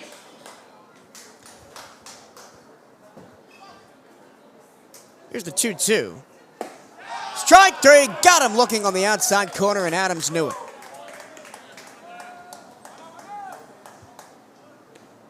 One down in the inning on the 12th strikeout by Sanchez. I might have you go hunting for some records here. We know Corey had 13 earlier in the year. And the program record sits somewhere near that. It's Santos at 14, I believe. I think we had a 15 back in the mid-2010s. Well, because I remember the one, Santos struck out 14 against Mississippi Valley, and we called that game 2 years ago. Here's the 1-0 to Ben Martin. Change up outside, 1 ball, 1 strike. All right, so that quick one. In 1998, Mike Shercliffe had 15 against North Carolina A&T. Not against UMES, I'm shocked. Fouled away first base side, 1-2. We are dangerously close. Of course, the most this year so far was Corey had 13. Breaking ball didn't catch the outside corner despite the frame job from Irvin Escobar.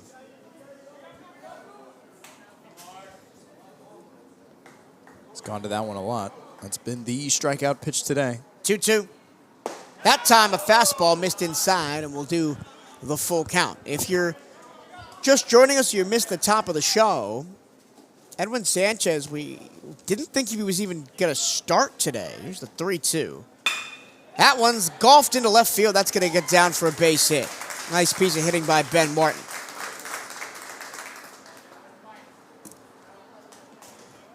And with nobody out, there's a runner on first.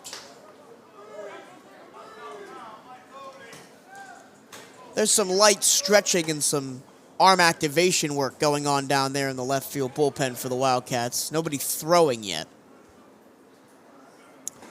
As here's Jermel Ford, who has struck out twice today. Correction, he singled in the first, struck out on the pitch clock violation in the third. And now he's ahead in the count, 1-0.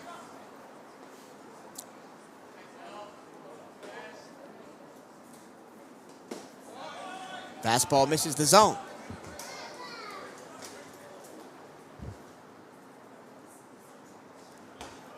Here comes pitch number 90 for Edwin Sanchez today. It's a strike, clipped the outside corner. With the game in hand at this point, as much as you'd love to hunt that record for Sanchez, getting close to 100 pitches on the day. You got plenty of guys who could use the day of work in game action. I think it might be his last inning. There's a strike, same spot on the outside corner, 2-2. I mean, he's gone really long in some of these games. 85 pitches against Stony Brook, 96 against UMass, 98 against the Eastern Shore in his first 3 starts of the season. Breaking ball, strike 3, called. Jermel Ford goes down looking, and there's 2 away.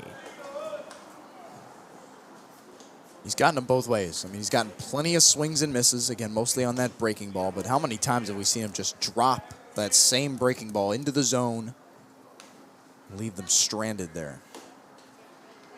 Entering the game for Alcorn State, number 6. 7 strikeouts looking. That includes the pitch clock violation.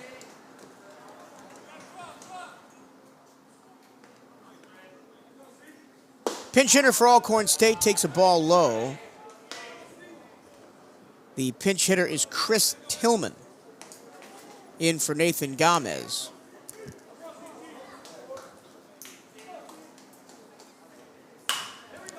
And Tillman grounds it to short.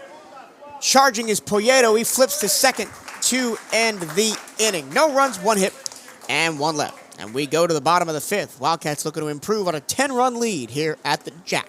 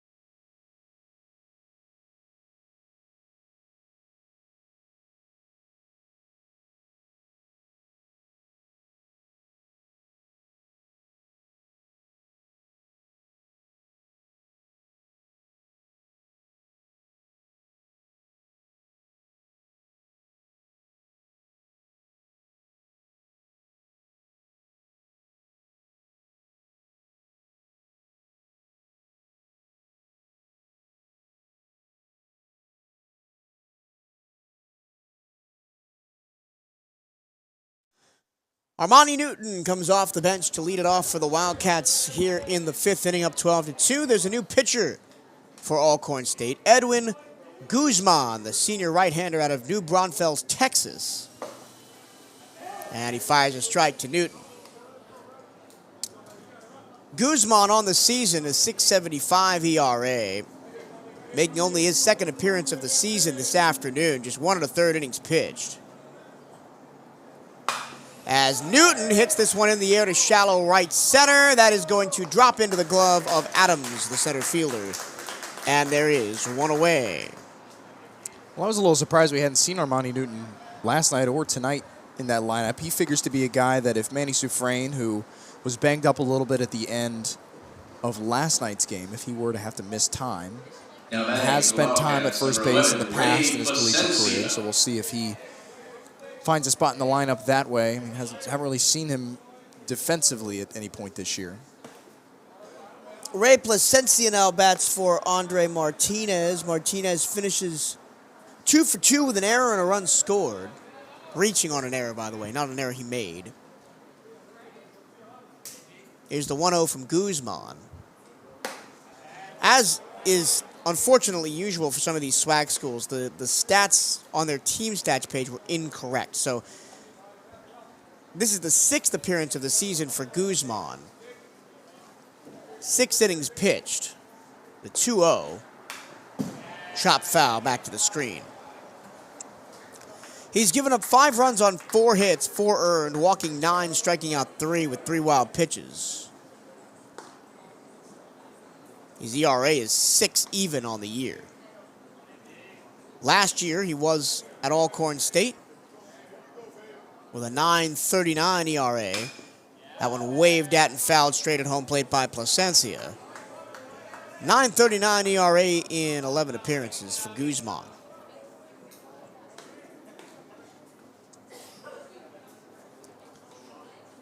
Plasencia batting just 167 on the season.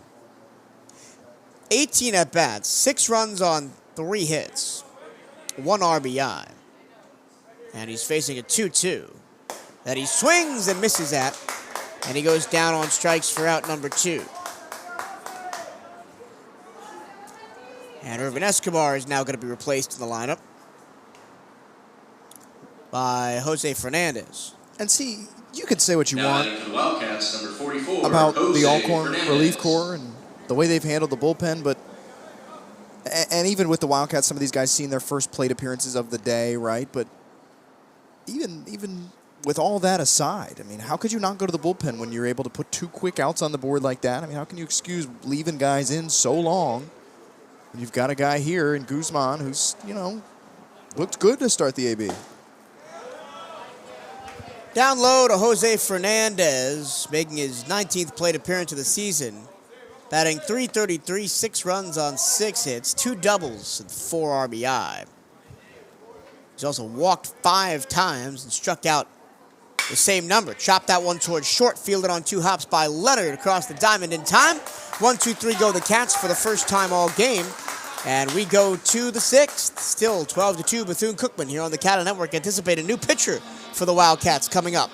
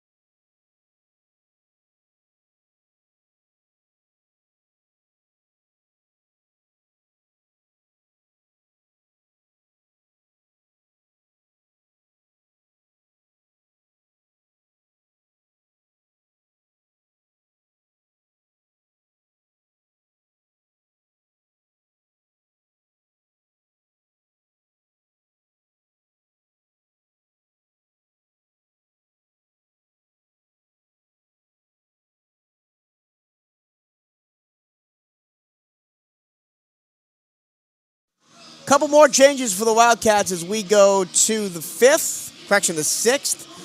Jose Fernandez is now behind the plate. Jamie Villafane is at short.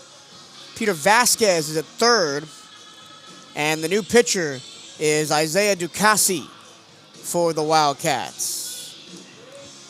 And what a day it was for Edwin Sanchez on the mound to start this one for the Wildcats. I'll get you his numbers in a second. As standing in is Mason Duke to begin the inning for Alcorn State to face the righty Ducasi. Here's the pitch. Squares to bunt, drops it down the third base line. It will just roll foul.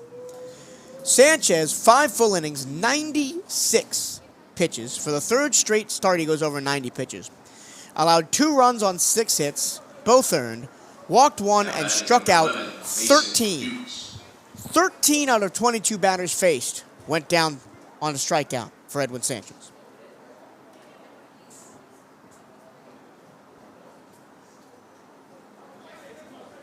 And even some guys who have put up those kind of strikeout numbers, as there's the 0-1, high pop foul, 0-2.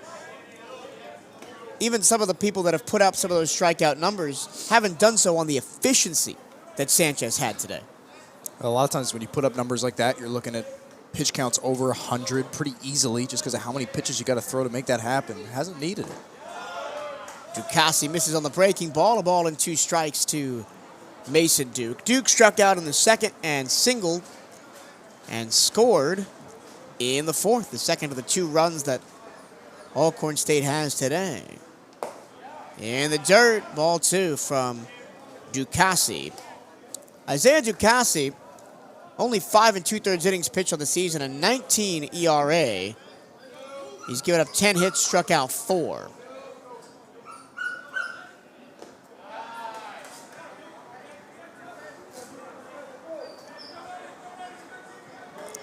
Ducassi, the freshman from Kissimmee, Florida, Sunshine State Elite Academy is where he did his prep work. And he walks Duke after being ahead 0-2. These are good opportunities for these younger bullpen arms, the newer guys to the program.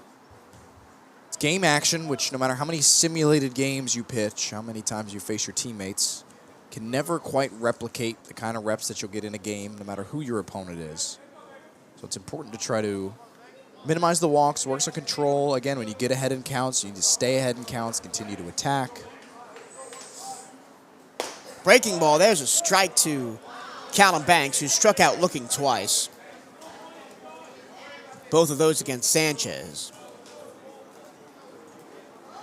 The 4 previous appearances for Ducassi on the years, there's a breaking ball low. 2/3 against Stony Brook, where he gave up 2 runs on 4 hits. 2 innings against Indiana State, where he gave up 5 runs on 2 hits. 2 full innings against Maryland Eastern Shores, there's a ball low, 2-1, where he gave up 1 run on 1 hit, struck out 2. And then 1 inning against Florida Gulf Coast last weekend, he gave up 4 runs on 3 hits. The 2-1. Fastball just misses off the plate, 3-1. And now you're going to see the pretty precipitous drop-off from the starters to the bullpen here for Bethune-Cookman, as already there's some action going in the Wildcat bullpen. Ducassi misses low ball 4, 2 straight walks. I still don't anticipate it'll be a long leash for Ducassi, especially within run rule range here. You'd like to keep that there. Don't play any longer than you have to. There's plenty of guys in this bullpen that have not thrown yet this weekend that figure to be your more typical relief guys, as Joel Sanchez, the pitching coach, gives him the old hurry up sign as he trots out to the mound, probably just to stall a little bit. But Julian Carrasquilla has not thrown. Lastra has not thrown yet this weekend. Haven't seen Schaefer either. Schaefer. I mean, when Bocabello gives you a full complete game Right. on Saturday night, or Friday night rather, it's sometimes kind of hard to get those bullpen guys in rotation. So sometimes these Sunday games can kind of just be a chance to get guys what would otherwise just be a bullpen session. Have it out there in live action. Hasmin has yet to throw this weekend. So they've got plenty of guys. There's no reason to leave a long leash at this point. You can shuffle them in and out. I'd have a bunch of guys throwing, as looks like he's about to get going down there. Spring football is nearly here. Don't miss your chance to get a first look at the 2025 edition of Bethune-Cookman football at the annual spring game. Admission is free at Daytona Stadium Saturday, April 12th, with the game set to start at 1 p.m. And Nike is the official outfitter of the Bethune-Cookman Wildcats. Gear up on the newest BCU Nike gear at nike.com/Bethune-Cookman Wildcats. So 2 straight walks to begin the work for Isaiah Ducassi. The freshman now stares down Jeremiah Farmer. Breaking ball, a strike. The full numbers on Ducassi: 5 2/3 innings pitched, a 19 ERA. As the 0-1 misses with the slider outside. He's allowed 12 runs on 10 hits, all earned. Striking out 4, walking now 6 after the first 2 reached base for Alcorn State today. Here's a fastball down Broadway for a strike. He's allowed 3 doubles, a triple, no homers, 3 wild pitches, 2 hit by pitches. And he did pick up the loss against Indiana State 2 Tuesdays ago. Breaking ball off the end of the bat into right field. That's going to be a single. Everybody holds as Rivera was playing pretty shallow, but the bases are going to be loaded with nobody out. Welcome to the big-time freshman. Let's see what you got. Yeah, it's one of those things you see Sanchez make it look easy for a lot of the game, and you try it out there and you realize that, again, this Alcorn State team's got some bats now. They're not just going to go away. They don't want to be run-ruled 3 straight games. Who would? Here's Ty Bosey, who came in relief for Samuel Leonard. Single to center field at an RBI his first time up. And he hits one to second. They'll take the easy out at first, but a run will come in. So Bosey, off the bench in 2 plate appearances, has 2 RBI. Duke scores from third, and it is 12-3. Nice decision there over at second base for Rodriguez. Just to take the out at first, you could have easily tried to make the attempt at the flashy double play, but with as quick developing as it is, just got to take the easy one there. Both runners advance. Banks on to third, Farmer to second. And there's 1 out of the inning for Julian Jarrett, who we may get a pinch hitter for here. Now batting for the Braves, Keyshawn Lee. Yeah, we will. Jarrett goes 2 plate appearances, a walk, a run scored, and a strikeout. And here is Keyshawn Lee, the freshman from Memphis, Tennessee.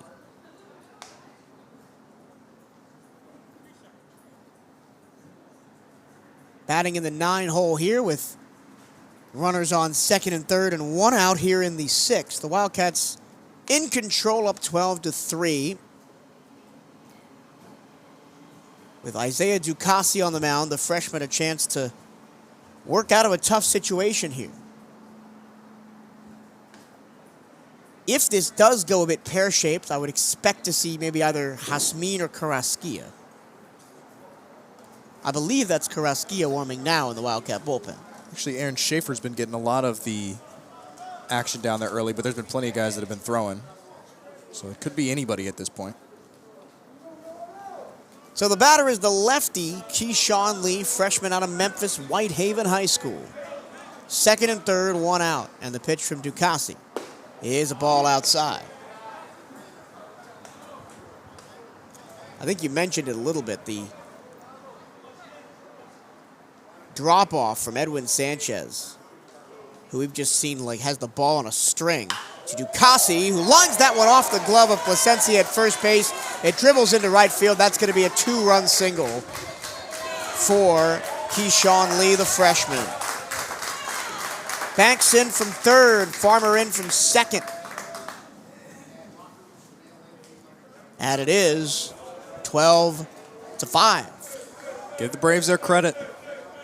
All they needed was a similar recipe to the Wildcats. Just get to the bullpen. It's quite the drop-off there, too, especially when you're not necessarily putting your premier arms in on this Sunday. Banks in, Farmer in, and now we're back to the top of the order with Rayfield Adams.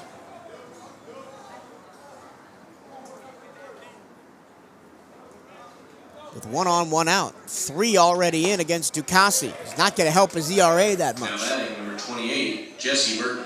Actually, this is not Adams. This is Jesse Burton, as both teams continue to get guys in off the bench. Fouled away, and the count 0-2.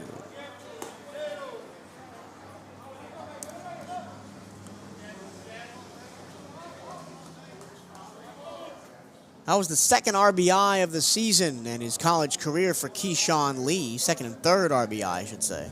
Here's the 0-2. Outside, 1-2.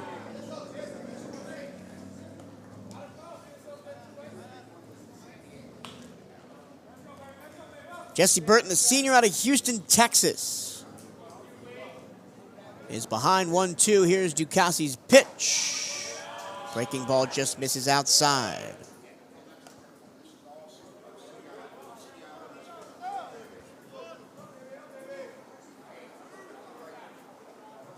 Burton on the season.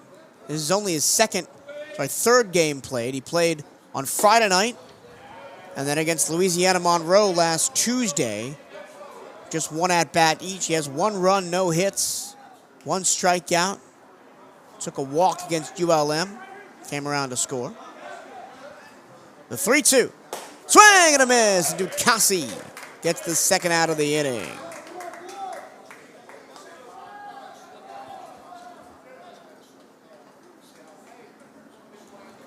Bit of confidence maybe for Ducassi to see one miss a bat after the first 5 in the inning, put 1 in play. And 3 have come around to score. Now with 2 down, here's Ben Martin. Chops the first one foul in on the hands.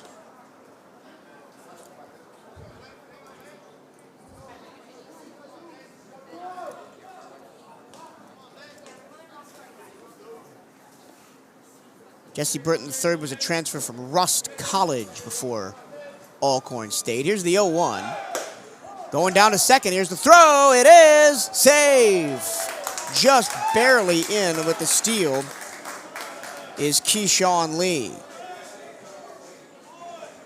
Starting to see a little energy in that Alcorn dugout. Moving guys along here. Martin on the day, 1 for 3. A strikeout, a sac fly, and a single. That one in the dirt, gets away from Fernandez and down to third base. Goes Lee, and so just like that, you've got a runner 90 feet away again for making it 12-6 and having the deficit.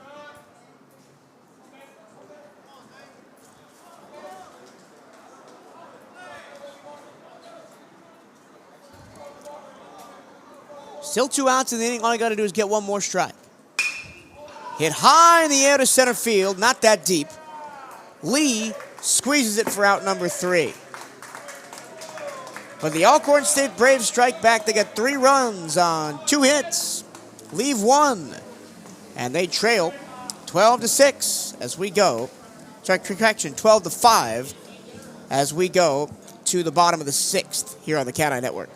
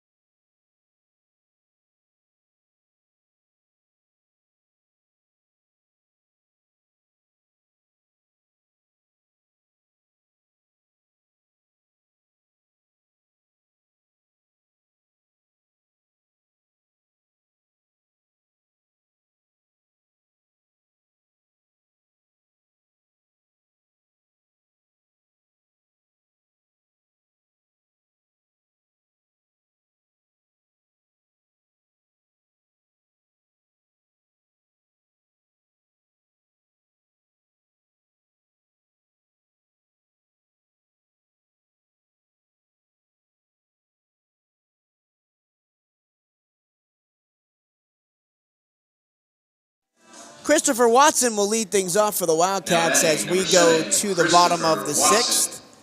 The Wildcats have seen that their 12-2 lead has been trimmed to 12-5 by a decent Alcorn top of the inning.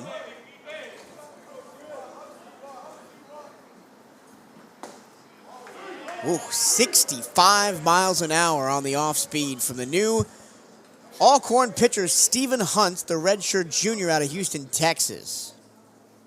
The 0-1. Fastball hit him. Went right between his legs, caught the thigh on the way through. And Watson is on.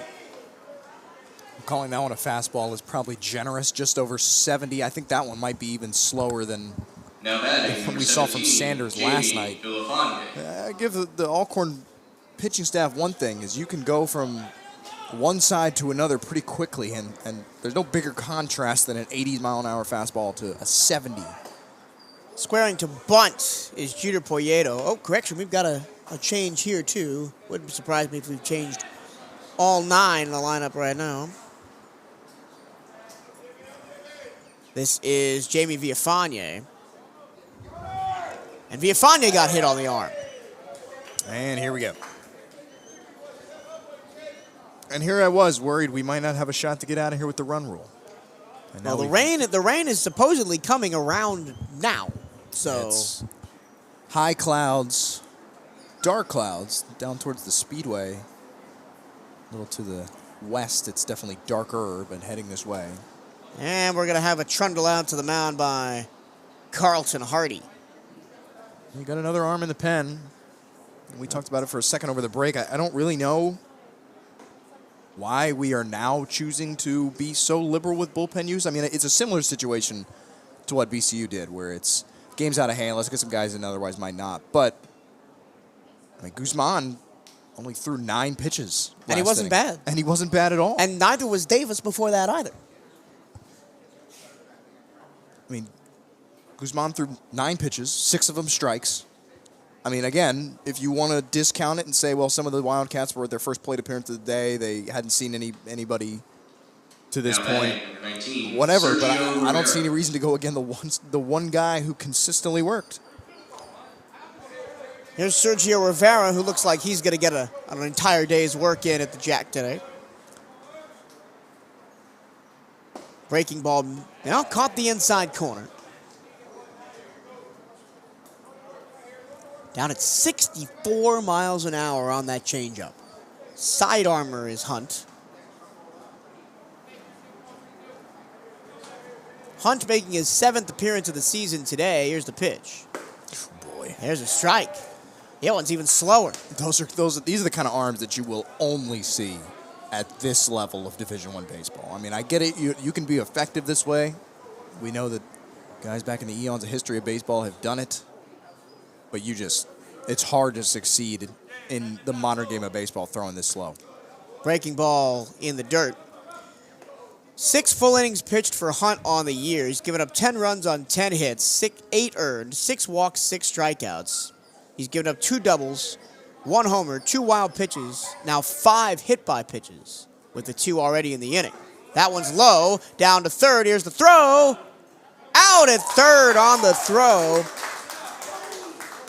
is Jamie Villafane. Oh, sorry, that's Christopher Watson is out trying to go from second to third on the caught stealing. There's 1 out in the inning. Villafane goes from first to second. The count is 2-2. And now we're going to have a conversation about whether there might have been interference and we get 2 outs here. Well, and I get it. I mean, this is more kind of just practice at this point for the Wildcats, but I don't know, still would probably like to get out of here with a run rule, especially like we mentioned with the rain coming. You don't want to have to sit around and wait for the rain. So I don't really, with nobody out and the start for the inning it's been for Hunt, don't love the decision to run, especially if it results in 2 outs.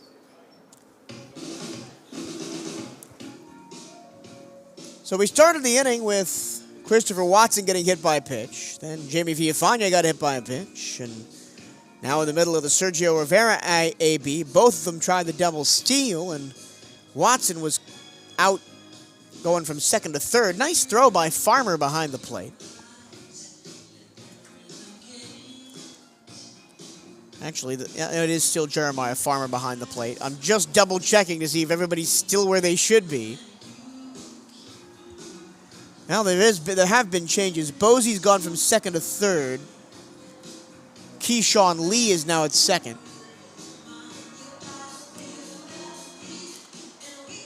The rest of the defense is the same for, Jesse Burton is in center. And the rest of the defense is the same for Alcorn State. So now at a 2-2 count, Rivera stands back in with a runner on second and one out. See, there we go. Not throwing over, just looking back. That serves the same purpose as just insisting on throwing over. It's another one where your shortstop and second base are both positioned away from the bag. Just don't throw it. Rivera, soft tapper off the glove of the pitcher, Hunt. And from second to first, Lee to Banks gets the second out of the inning as Villafane goes from second to third. Now batting, number 1, Darrell Lee. And so now 2 outs and a runner on third. Here's Darrell Lee, and a chance for Hunt really to get out of an inning unscathed that it looked like the Wildcats were going to put up another crooked number here. First pitch outside. Still got to watch that backstop. Yep. It's slow breaking ball. If it gets too far away, it just keeps running. It's not going to have the benefit of being able to bounce back off the wall that we see occasionally. Villafane is not the slowest guy on this team either. He will be racing home if he gets a chance. There's a breaking ball low. I keep watching the miles per hour on Hunt's pitches, looking for one slower than 63.5, which is the slowest I've seen so far. The 2-0. That one fastball, I guess you can call it, at 72. Found the zone, 2 balls and a strike.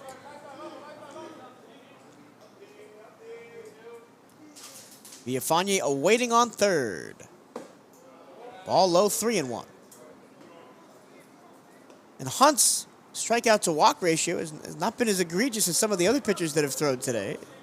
6 strikeouts, 6 walks before today. The 3-1. Hunt from the stretch. Missed it outside, so there's the 7th walk of the season for Hunt. The inning continues, and now there's runners on the corners. How does every time Darrell Lee comes up and he now gets on and he's the first base and runners on the corners? Again, it's just how it works sometimes. And if we know anything based on how this weekend a lot of the season has gone for Lee, something goofy's going to happen here. He'll steal a base, he'll have a wild pitch, he'll move up. Doesn't necessarily need the contact to keep moving up the base paths. Josh Rodriguez takes his first AB of the game.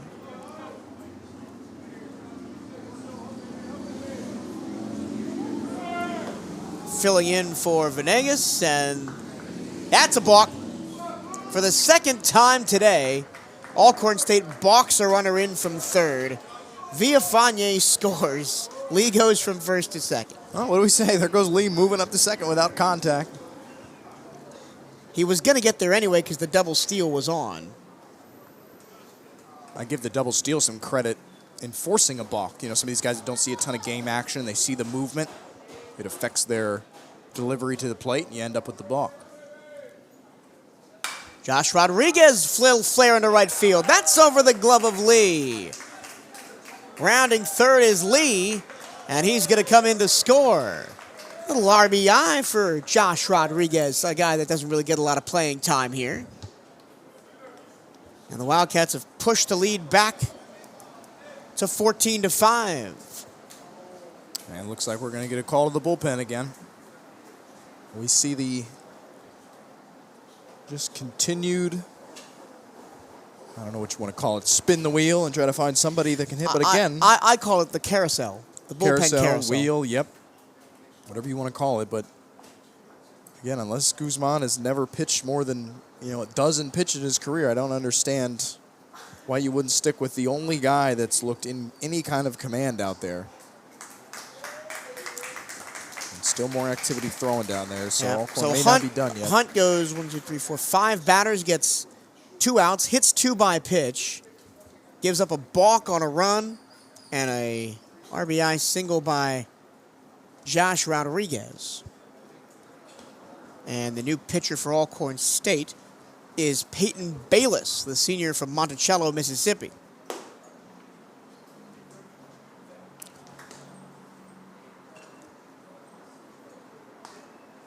Pitcher number 5 on the day for the Now Braves. pitching for the Braves, number 5. Still sitting in the Peyton 70s with the Bayless. fastball. Sitting at 71 in the last 2 he's thrown in his warm-up. Another 71. But, I mean, on the first 2 days of the series, right? I mean, last night, the Wildcats plated 16 runs. They only used 2 pitchers. The first night, the Wildcats plated 15 runs. They only used 2 pitchers. Now on Sunday, the Wildcats have plated 15 again. Or correction, 14. And now you throw everybody out of the bullpen. It's just, to me, it's such a tough spot to be put in as a bullpen group because everybody wants to get out there and play, right? No matter what your skill level, your experience level, you feel like you have something to add to the team. And even when the barrage comes and the Wildcats are run ruling you on back-to-back nights, not only are you now telling your bullpen none of you are good enough, then the guy who's out there on the mound really struggling, really at the end of his rope. I don't trust a single one of you to do any better than a guy who's 80-plus pitches in at this point. It also tells your lineup, hey, guys, good luck, because we got nobody coming, and you guys got to put up, like you did at Alabama A&M, you got to score 10-plus, probably closer to 20 if you want any chance to win this game. It's tough. I mean, I get it. I understand if you're a little hesitant to turn to those guys in the pen because they might have struggled. But to not even trot them out on a day where it's already 14-5 and you're pretty much well out of the game, barring some incredible comeback, to give nobody a shot, it's a tough one to swallow. Peyton Bayless is a career Brave. Now in his 4th season, senior season with the Braves, a career ERA of 17. I think which tells you pretty much all you need to know. This is only his 3rd appearance of the season. Once against Jackson State in a non-conference series and once against Alabama A&M. Went 1 inning each time. Has given up 2 runs on 3 hits, both earned. Struck out 1. Didn't walk anybody.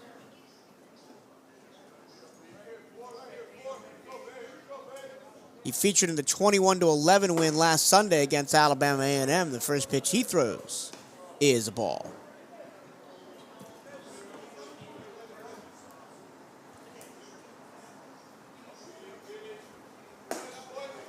It's now fully baseball and softball season. We're in full swing now with conference play beginning. Basketball wrapping up last night, 2 nights ago. Congratulations to the Alabama State Hornets for winning the men's basketball tournament and Southern for winning the women's tournament. But you talk about it.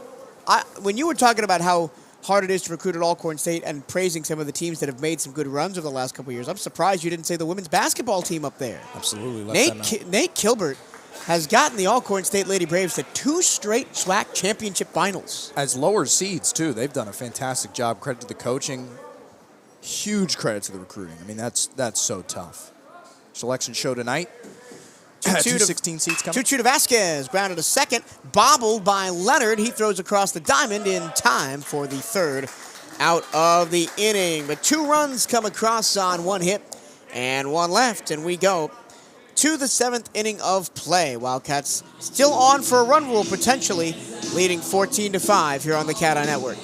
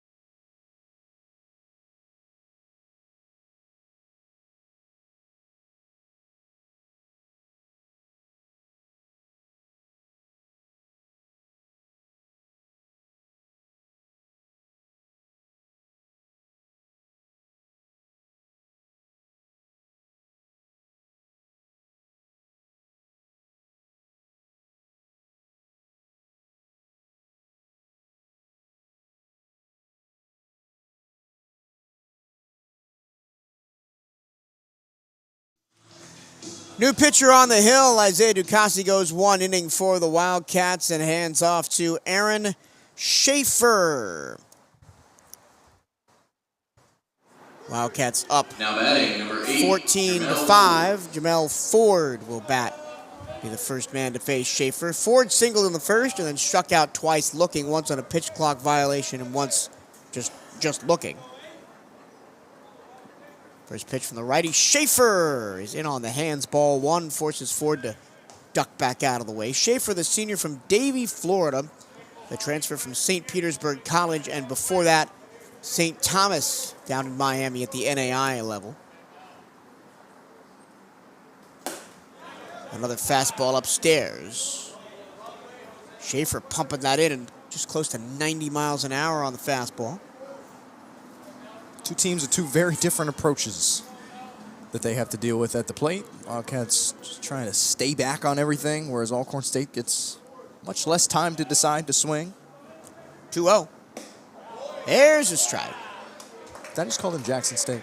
You did, but I'm going to let it pass because I've made more mistakes than I can count. I heard it as it went out. I've been having to deal with them in basketball the last couple days. We got to deal with them in baseball next week. Not That's us, true. the team, because the Wildcats will be on the road. Schaefer on the year, 7 2/3 innings pitched, allowed 9 runs on 8 hits, all earned. Striking out 8, walking 6. He's behind 3-1.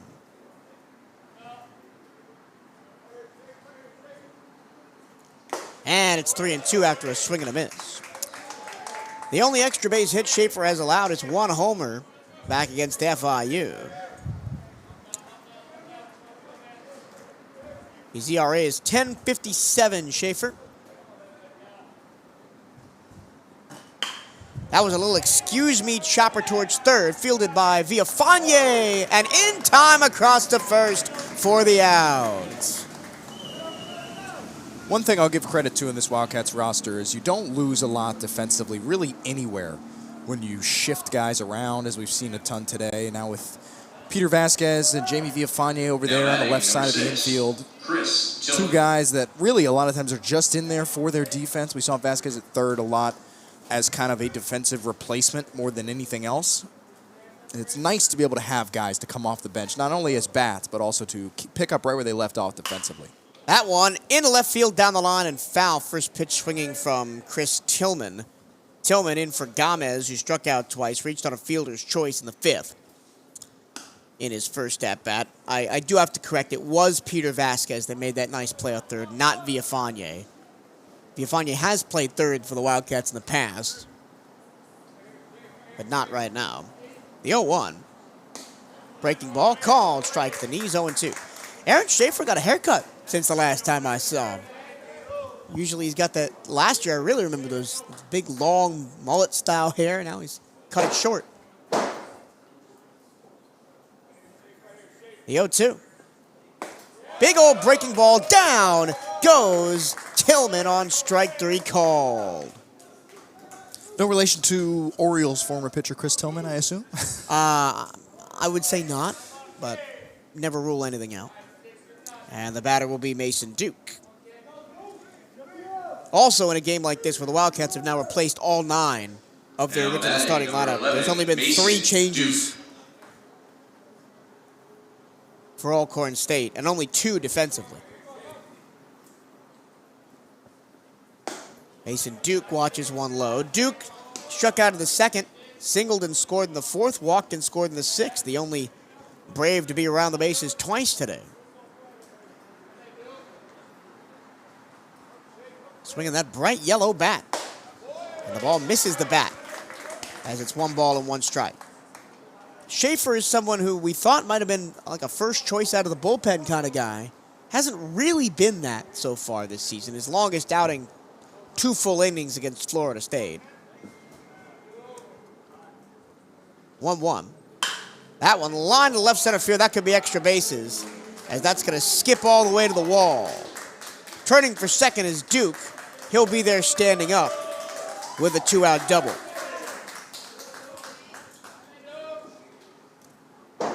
Alcorn State going to continue to swing the bat.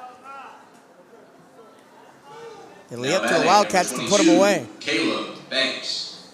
And again, good practice for things like the tournament or midweek games, or a guy in Schaefer that still very much could be part of the regular bullpen rotation, one of the top, call it 5 out of the bullpen. So you want to try to get your opportunities working with guys on base. Schaefer misses with the 12-6.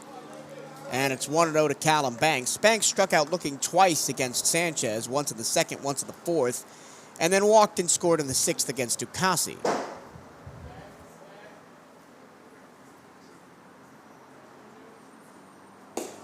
Another miss on the breaking ball for Schaefer, 2-0. The Wildcats can hold here, not allowed an Alcorn State run. They're 1 run in the bottom of the inning from ending this one early.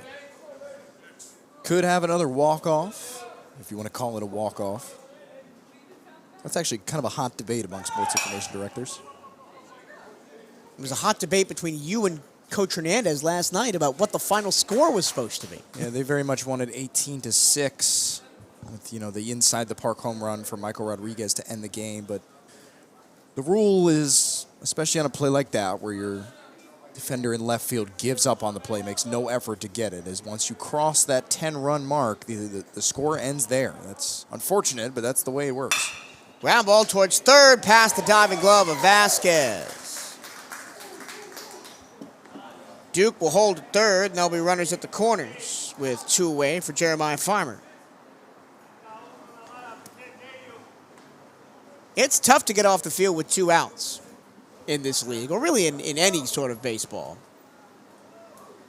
Because I think we might have a pinch hitter here for Farmer. We will. Now batting number 10, Jeremiah. Nope, it is Farmer. Couldn't see his number as he was trotting to the plate. So Farmer, with runners on the corners and 2 down, Alcorn trying to avoid another run rule. They've already been run ruled twice in this series.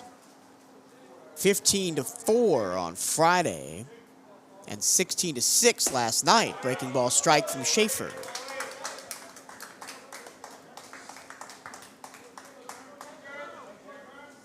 And I think the real issue, if you want to call it that, for the Wildcats bullpen this year, as here's the 0-1, little check swing foul 0-2, is that none of the arms out of the bullpen, and I'm going to exclude Pablo Torres because he hasn't even thrown yet this season, have the kind of swing and miss stuff that the 3 primary starters do.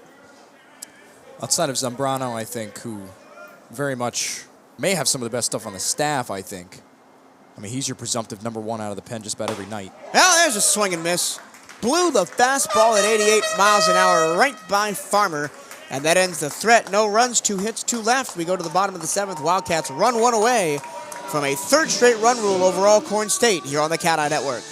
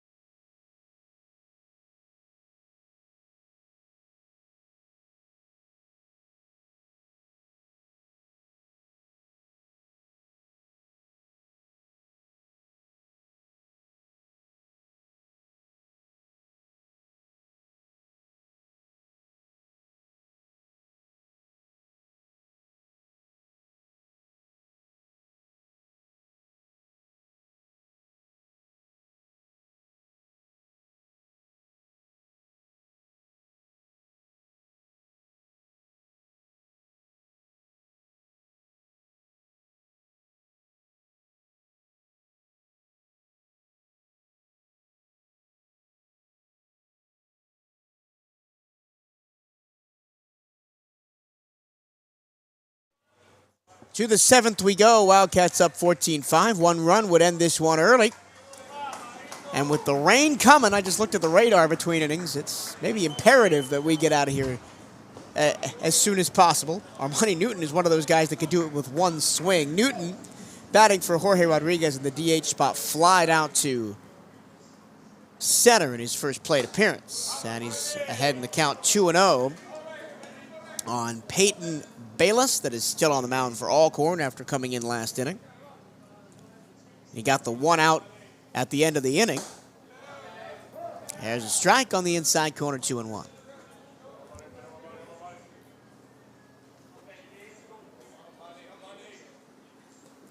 Bayless hits Newton on the arm.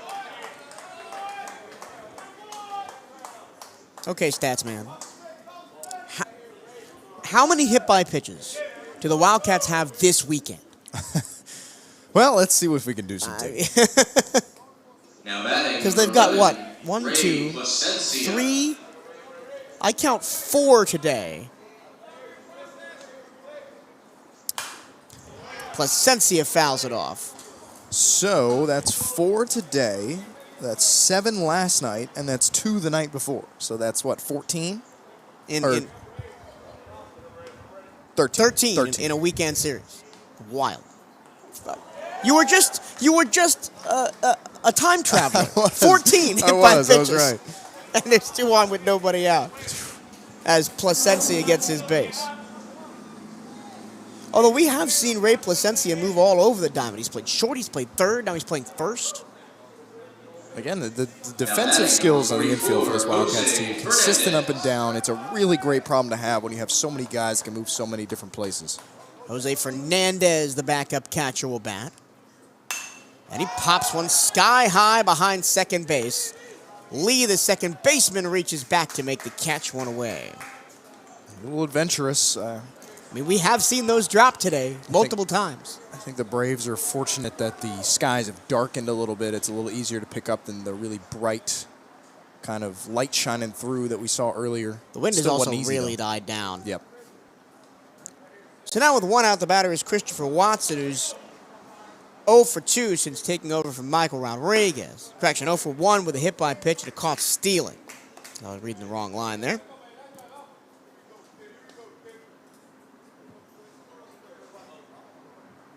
Armani Newton on second.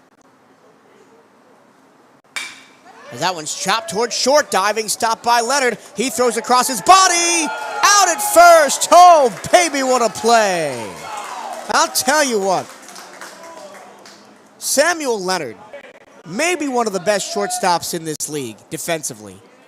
And he's not going to get any recognition for it because their record is not great. Well, it's also one of those things in this league. We don't have any kind of defensive awards postseason or weekly or anything. And just, let's face it, at the size of this league, the staff in this league, guys aren't watching these games. A lot of them you can't even watch throughout the league.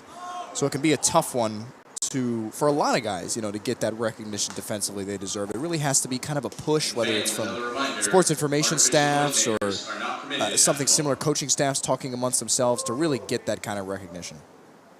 That one almost got to the backstop. Nice job by Farmer. 2 balls, no strikes on Jamie Villafane. So we've got Armani Newton on third, Ray Placencia on second. After 2 hit by pitches, fly out and a ground out. That one misses by the letters. 3 balls and no strikes to Villafane, who in his first plate appearance batting for Gino Piero, he was hit by a pitch, went to second on a ground out, third on a base hit, and balked in. And is that another balk? I think he just called it another balk. Is that a walk-off balk? It was. Oh, Yep. my goodness. It sure is. That's your game. We Wow. saw that once last year, too, except for I think that one was actually in 9, if I remember correctly. That's Wow. kind of the way the series has gone, right? So Armani Newton balks in from third. There have been 3 balks by Alcorn pitching today. 2 of them have resulted in runs. It really feels like a fitting way to cap off the end of this series. I'll give the Wildcats some credit, right? Outside of last night when it got a little dicey early, we came into the weekend and we thought to ourselves, this has the opportunity to be kind of some scares here, similar to UMES last week, because we know they'll continue to try to hit the ball. They got some guys offensively who can do the thing on that side of the ball. But really, the BCU came in and took care of defense. I think the most promising thing for the weekend is probably Sanchez's start from today, a guy that we looked at as maybe not even being able to pitch at the start of this weekend. Pinch nerve doesn't seem to be bothering him too much. Goes out there and it looks as good as we have seen him. Stuff has looked as good as we have seen. And I give him a ton of credit for that. If you want to look on the other side of it and talk about concerns of the weekend, we want to see what Joel Corey has moving forward. The bullpen. I think my biggest concern is just the bullpen all around, with the exception of Giancarlo Zambrano. For sure. I mean, he's been great. He was absolutely outstanding last night. Really probably gave the Wildcats the chance to win that one. The bats continue to do their thing. I don't take for granted these weeks as much as maybe we could, just with we've seen in the past all the times that the lineup up and down will kind of drift into their free swinging a lot of first pitches, trying to do too much, trying to go for that big home run or big gap swing. They didn't do that today. They easily saw what the pitching staff gave them, put a lot of easy balls into the outfield. Still knocking those homers over the wall, though. We saw, 3 on the weekend series. They've continued to have a lot of success on that side of the ball, which, as I continue to watch the home run numbers climb and climb and climb, I continue to stare at in disbelief, just with how tough it is to hit home runs here and how this staff has not really always recruited the type of home run hitters that you need to punch it out in this ballpark. I mean, even look at just Stetson down the road, right? They didn't recruit anybody to hit home runs. They just moved the wall in. So a lot of positives from this weekend, but really we've talked about it. We touched on it throughout this weekend. Next weekend's the big one, right? You're going to get right back into it. I like having UNF in the midweek because it's not quite your really, what's the word? Kind of put you in your place midweek like Florida State or Florida. Gives you a chance to ease back into, for lack of a better way of putting it, real competition and really get you set for what could be a pivotal weekend for Wildcats and Jack State. Here are final line scores for this afternoon contest. For the Bethune-Cookman Wildcats, 15 runs on hits. They did no errors. They left 7 on base. For Alcorn State, they scored 5 runs on 10 hits. 4 errors committed to the field. Take 3-run rule victories over the Braves this week. We're now joined by Coach Hernandez here on the CatEye Network Post Game Show. Coach, with 3 in the first and 2 in the second, it looked like you guys were going to run away early, and it didn't really happen. But I want to start with Edwin Sanchez. You told us last night that he might not even be ready to go today. And, well, was he ever ready with 13 strikeouts? Yeah, I mean, last week against Florida Gulf Coast, we just had to pull them from the start early with, what we thought was a stat issue, and it was just a pinched nerve according to the doctor. So we just kind of felt it out this week, see how he was doing, and by Wednesday or Thursday with his bullpen day set, he said he was ready to go. So had a good outing, 13 punchies, we'll take that any day of the week. A chance to really get a lot of people in. You changed 8 of the 9 starters, going down the rest. How does that help you going towards a really tough series next week against Jackson State? No, I think it helps. We're just trying to find opportunities and at-bats for guys, that regularly don't get them. So, the fact that we're able to get 8, 9 different dudes, out there today and kind of not so much rest the starters, but just give other guys opportunities because it's going to take everybody. It's not just going to be the starting 9. Like we saw last night, Manny's out now with an injury. We're waiting to see what the doctors are going to tell him tomorrow. So Andre came and played first base. So just very versatile group, and then just giving guys opportunities. They just got to take advantage of them. The bullpen is, even in a win like this, a little bit shaky. Ducassi comes in and lets up 3 runs. Schaefer gives up a couple hits but doesn't allow anything. I know the bullpen's been a little bit of a concern with guys banged up. Gamboa is still out. Torres still out. What's the shape of the bullpen going deeper into conference play? I think it definitely helps. We got 4 guys last week, right? So Garrido's good to go. Yo-Yo's good to go. Wirt's good to go. Carlos Roses is good to go. So those 4 guys, that we hadn't had for the first 4 weeks, those guys are good to go. So, in a game like this, you're trying to give guys opportunities to show what they can do, You know, whether it's high leverage or high leverage, you know, whatever the case may be, they just got to come in and throw strikes. And, you know, Duca's got a good arm. He's, you know, just got to throw strikes, you know, 2 walks. And then, of course, the 3-run score, the 2-walk score. So it's a situation where we're just trying to find, you know, what we can do when we're in a game like this where we can give guys opportunities. But, again, they just have to take advantage when those opportunities arise. I mentioned it briefly, but maybe the biggest test of the regular season awaits you next weekend at Jackson State. Reigning conference finalists have blitzed through non-conference play. They can swing the bat with anybody. What's going to be the message going into next weekend? Just making sure we get the first out every inning. You know, that hopefully shuts down some of their offense. You know, obviously that's, you know, Jackson State and Coach Johnson does a good job, you know, with how they, you know, what they do over there. So for us, it's just playing our same game. You know, just we got to pitch, we got to play clean defense, and we got to keep them off the base path. So as long as we do that, I think we're in a pretty good shape. And I think it's good to start off, you know, the second weekend of conference play against a formidable opponent like Jackson State. So looking forward to the trip to Jackson, and, you know, we'll see what we can do next weekend. Well, the Wildcats sweep the weekend with 3 one-rule victories. Thank you for your time, Coach, and congratulations on a nice weekend. You got it. Hail Wildcats. Once again, the Wildcats take it 15-5. They sweep the weekend against Alcorn State with 3 run rules. For Bryce Ranowski, Autumn Sander, and our entire Wildcat crew here at Jackie Robinson Ballpark, my name is Michael Torello. We'll see you Tuesday night as the Ospreys of New NF fly down from Jacksonville to take on the Wildcats. We'll see you then.